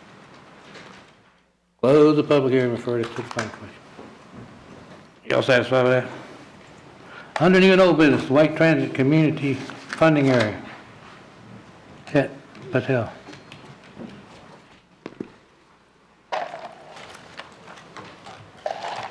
All right. Good evening, Mr. Mayor and Town Council members. I'm Pat Patel, Senior Planner for Transportation and Land Use. I will try to keep this one short because we've had a lot of presentations tonight. So the Wake Transit Community Funding Area Program, we've had multiple meetings with Campo regarding a applicant training and pre-submittal meeting, and we've learned quite a bit about what the application process is like and what we should do for this application. The deadline is this Friday, January 25th. In the Garner Forward Transportation Plan, we looked at a circulator loop for Garner. The eastern loop of the circulator, which is basically running down along Hammond Road and then coming into Town Hall, going down Timber, White Oak. This eastern loop right here that I'm highlighting would be completed by Wake Transit bus plan improvements. That route change is actually happening starting August of 2019. So that's the route that's going to follow East Garner Road back into Raleigh, as opposed to going back on 40 as it currently does. The western loop is what we need to be studying to complete the entire circulator loop that we've identified in the transportation plan. So the Community Funding Area Program applications for this round, based on our meetings with Campo, there's 4 things. First is to apply for the FY 2020 planning study and technical assistance for our study. That's the fund that we'd be pulling from Community Funding Area Program. The second is to request a maximum of the $100,000, which would be a $50,000 local match and $50,000 match from Community Funding Area Program, and then complete a budget amendment in the upcoming town council meetings to set aside the local match dollars. And the last part of it is to authorize the town manager to write a letter of support for the Community Funding Area Program planning study application. I'll just quickly go through the 4 recommendations. So the recommendation for FY 2020 planning study, meeting with Campo, we found out that there's likely only 3 applicants for this, so there's the exact amount of funding available, and the other 2 applicants might not be requesting the full amount anyway. So we are likely to get this funding if we go through the presentation or go through the application. The requesting of the $1,000 or $100,000 grant is to allow the town to further refine the scope, and we will have a chance to finalize this number by the time April and July come around, because April is where this project would go into the Wake Transit work plan. So by April and the summer months come around, we would have a time to finalize the scope with the on-call consultant, and the council would only be responsible for 50% of that match. And it would be less than $100,000. The budget amendment, as I mentioned, it would just be, we were told that a letter of support from the town manager would suffice with the application, but we wanted to go ahead and let them know in that letter of support that we are bringing a budget amendment to set aside the $50,000 as a local match. The letter of support would be to authorize the town manager to go ahead and include that with the application. I have drafted that, and I will be sending that to the town manager's office tomorrow to include with our application if you guys approve. This is the part that I'm not going to get into detail, and we can bring this back to you at a work session because this does not have to be finalized before we submit the application, which is the transit study scope and fee. So this actually gives you an opportunity to look through the attached packet that was sent out and look at the scope of work, and we can have a more detailed discussion on the scope at a different work session in February or March. But as I mentioned, the estimated fee for a general scope that we had received was $98,000, and we plan to refine this further based on the comments we've had with Campo. So that number is likely to drop, and the town would be responsible for 50% of whatever we are able to refine that number to. So today, for council action, really, we're looking for your approval on submitting the application towards the FY 2020 planning study, and authorizing the town manager to provide the letter of support for the application, and lastly, to let the finance department know to bring a budget amendment at a future time. I will answer any questions if you have any. So this is a study project. Other folks, who are the other applicants? They did not disclose that particularly, but we know the town of Apex is submitting an application for FY 2019, I believe, which wouldn't be competing with ours. Town of Fuquay, Verena, I think, is applying for FY 20, but their study is not likely to be 100,000, so they're not asking for the max. I think the town of Roseville, I'm just speaking off the top of my head, but these are just some conversations that we've had with Campo, and we're not sure exactly who's applying, but we are sure that there is enough funding in that bucket for us to complete our planning study. The point of my question really was, I mean, you gave me, I'm just glad to hear the answer you gave me, and the main reason being is that if it was larger cities than us applying for less, I've sold many a project on, well, you can get half of it in grants, but are you getting your money's worth, period? So, and I know Kimberly Horn should be able to do this work. I would say just as a matter of, when you, in the meantime, if you would exclude the section in the contract about the limitations on liability, I'll never vote for one. I'm only one vote, but I don't think they need to be in an engineering contract. Right. This was something that has not been gone through the town's attorney yet. So again, like I said, this was a draft scope that we are going to refine further, and we'll bring it back for a work session. We typically ask them to take out number 9 and number 10, and they usually do it without even squeaking about it. And we ask them to take out the AAA arbitration and put in there pre-litigation mediation typically. I think mediation is in it. I think they talked about mediation, but you review that. Is the study limited to that small loop?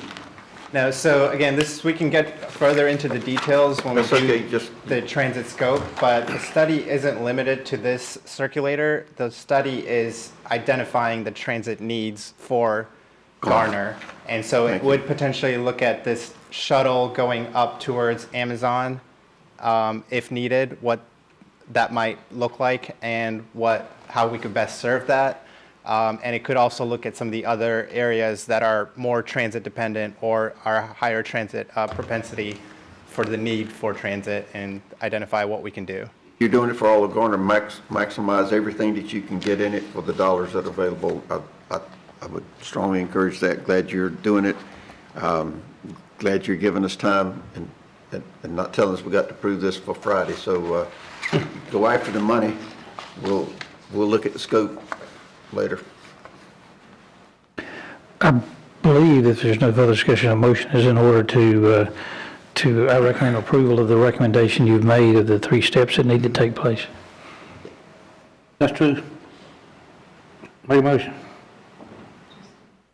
I believe I just made a motion, Mr. Mayor. I move approval of the request. Second. Motion made and second. All in favor, vote by saying aye. Aye. All opposed. Isn't it coincidental that the amount of money that we can get, it'd be $100,000? Isn't it coincidental that the fee is tucked right in underneath that? That's what I was speaking to, and I've done it more than once. But I also, plenty of times that the money is not enough, and you bump it right to the max. And so one of the things that I didn't get into in detail was task 1, which is public involvement and stakeholder outreach. We've talked to Campo about that quite in detail, and that's something that we can definitely reduce the consultant's participation on and include town staff to actually do a lot of that work, and that would refine that scope further. And that's somewhere where we can start in terms of refining the scope.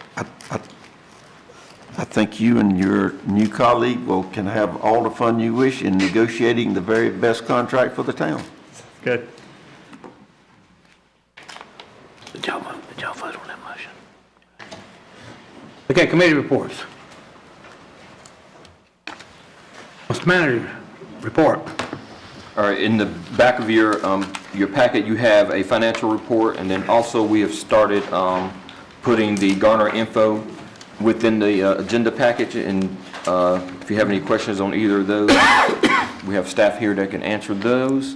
The only thing I wanted to mention besides that was that the league will be having its annual town and state dinner on February the 20th. That pretty much, I believe, took the place of what used to be the town hall day. So if you want to put that on your calendar and let the town clerk know if you would like to attend. I don't have a time on this, but it's on their website, and we can find out when that starts. Something that starts at 2:30, and then dinner, I believe, is at 6. Okay, all right. All right. Anything wrong? That's it. Great. Don't we need to address the first item on council reports?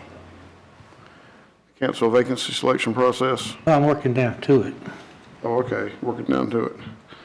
I think since we definitely want to talk about that, we should address that now. Our committee manager and the council, and you want to go ahead and discuss the vacancy selection? Go ahead. We should. Introduce it. Go ahead. Well, I know that whatever process is chosen that the council's going to move to appoint someone to fill Mr. John's position. I favor us doing the application and interview process because we do that for our volunteer boards, Planning Commission, Parks and Rec, Senior Citizen, Board of Adjustment, and at a minimum, that's what we should do for someone who's going to be selected to fill the vacancy of an elected official. The application out there for 10 days, have people do it, fill it out, send a resume in. You might get one, you might get 101. Then you whittle them down, the council conducts the interviews, you make a recommendation. Got no quarrel with that? I would have, I hear you, Mr. Singleton, and I can agree with that. I would have preferred probably a simpler method where council members could nominate folks, and we wouldn't do a formal application process, but it may be more elongated to do it this way. I think all of this has to be done in a public setting, and so you've got to organize setting up these, but you may be right, maybe a fair method, so I'm not going to oppose it, but I probably would have chosen a nomination process. Again, if we conduct interviews for our volunteer boards, again, we should do a minimum that to replace elected officials. To me, not doing that is not living up to what we're supposed to be doing. That's Gray's opinion. If you can conduct interviews for like the Human Resources Committee does, then we should do the same thing. If we go through that procedure, suppose we get a dozen resumes. We review those. We could take an internal vote and vote for the top 1, 2, or 3. Correct. Tally the votes, interview the top 3, and not, because if that's the choice, there's no sense in going through 12, right, and then minimize the amount of the interviews and not aggravate folks in the process. Remember, Wake County School Board did this last fall, only got one applicant. Well, if you're going to do, I didn't quite understand it that way. I thought Mr. Singleton's proposal was that you would interview all the candidates that, okay, all right. All right, you put them down. Years ago, the town council hired the town manager. We did it ourselves one time, and that's how we did it. We got 75 or 80 applications in. We've all whittled them down. We interviewed 5 people and picked one. I was just thinking on the volunteer boards, we don't whittle them down. We usually interview everybody that wants to come in for an interview.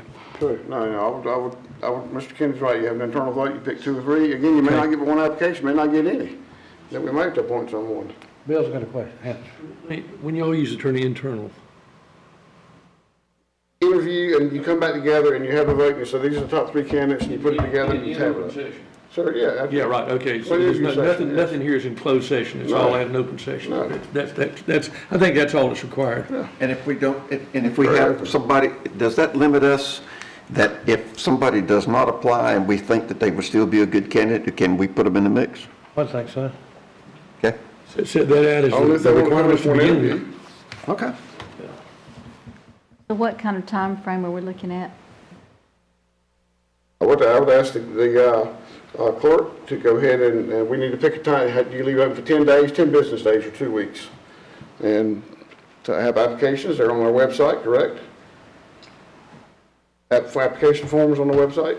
We have an application that we have received.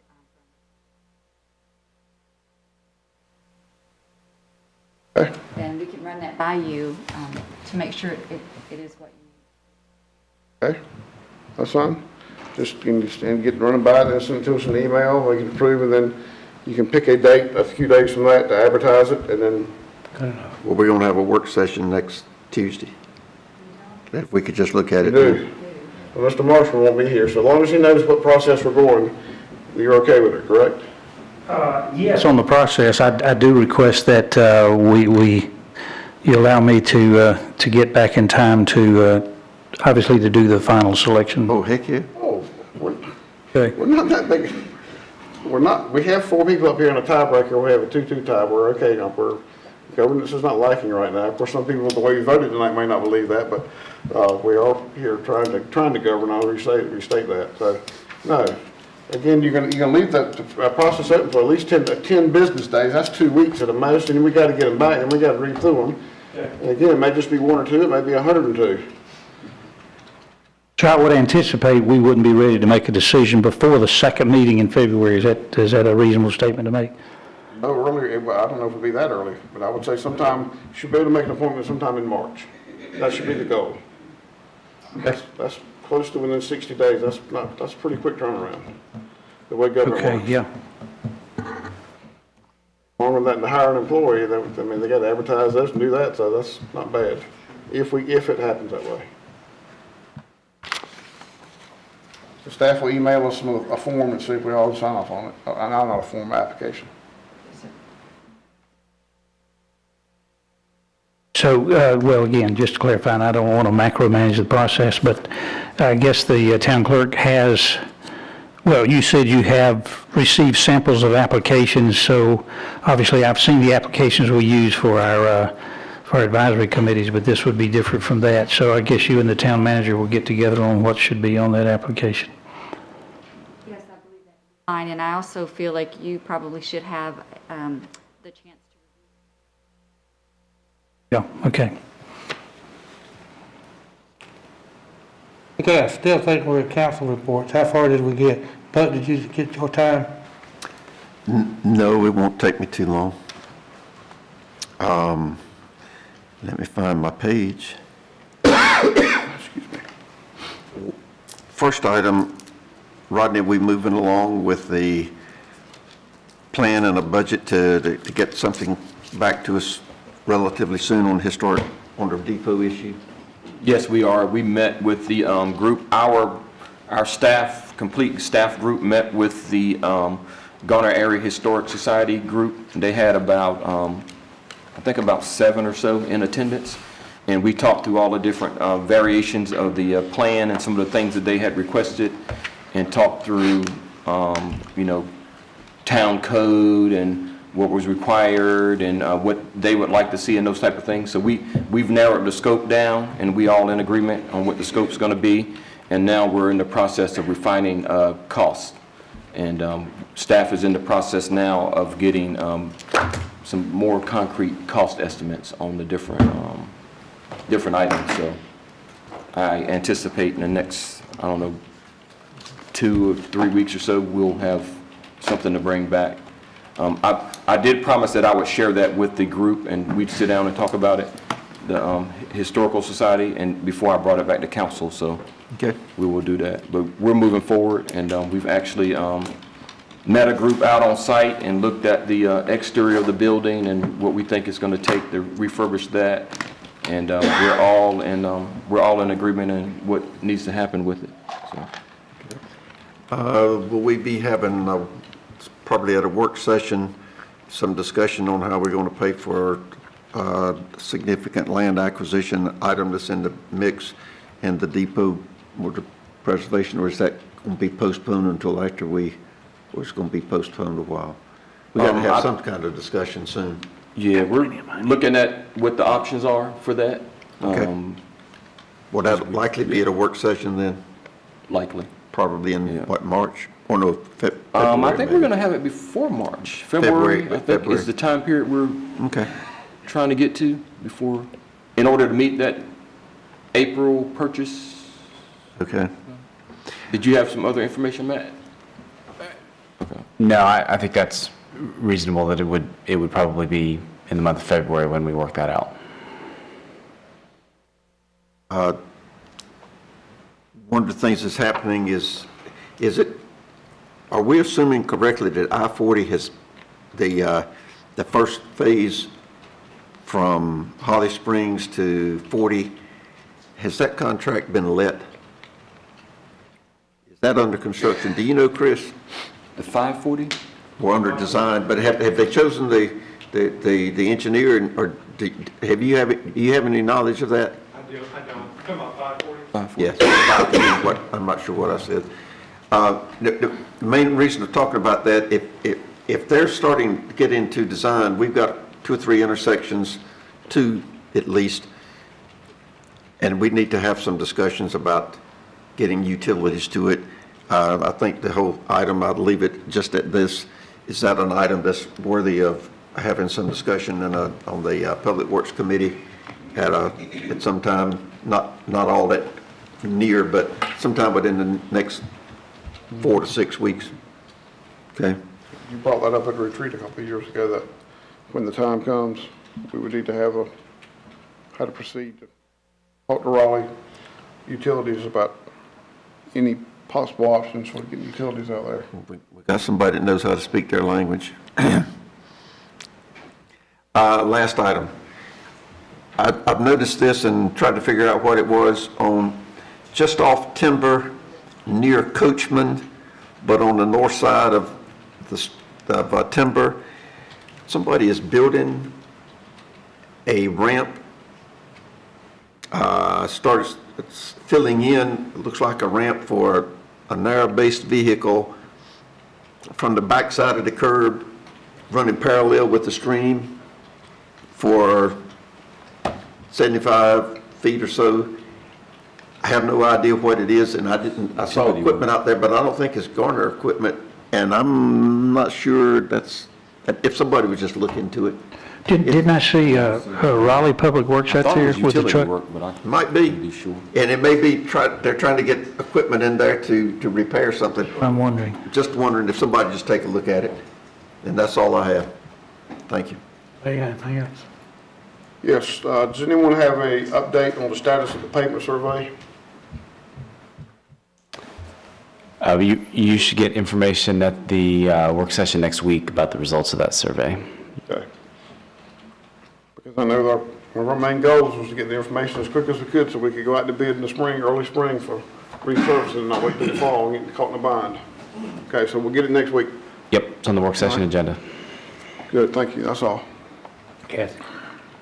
Yes, sir, there's a transfer truck parked at the intersection of St. Mary's Street and West Garner Road. Happens every so often, someone will start parking the truck there, big old transfer truck. Have that looked into. And there's also some street lights that are out in the 400 and 500 block of West Garner Road. Garner Station Boulevard, several street lights. We had, we'll look into the Garner Station Boulevard, but on the West Garner Road, we had police officers do a survey for us and get the pole numbers for the ones that were out on West Garner Road. So those have already been turned in, but we'll take a look at Garner Station. Got a real scare one night. In fact, I was coming to the meeting here, and somebody was in the street, and I couldn't see them, and I passed them. They got off on the sidewalk, but if the light had been working, I would have been able to see them. I don't have anything, Mr. Mayor. Thank you. Can I add one item? Yeah. Looking on the financial report, one thing I thought would be of some positive note for anybody that's staying up this long to listen. Am I right in reading that for this time period compared to last year, our collections on taxes are 25%, almost $2.7 million more than a year ago at the same time? I'm looking at page 109, I think it is. 110. Excuse me, 109 in 109 in the book.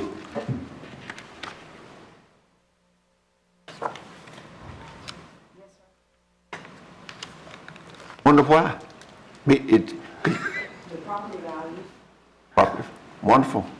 That's good news, right? Great, super. Great news. Okay. Anyhow, last year at 12/31/17, it was 11,016,000. This year is 13,742,000. Big change. That's it. Thank you. I need a motion to adjourn. I move we adjourn. As a second, all in favor, vote by saying aye. Aye. All opposed?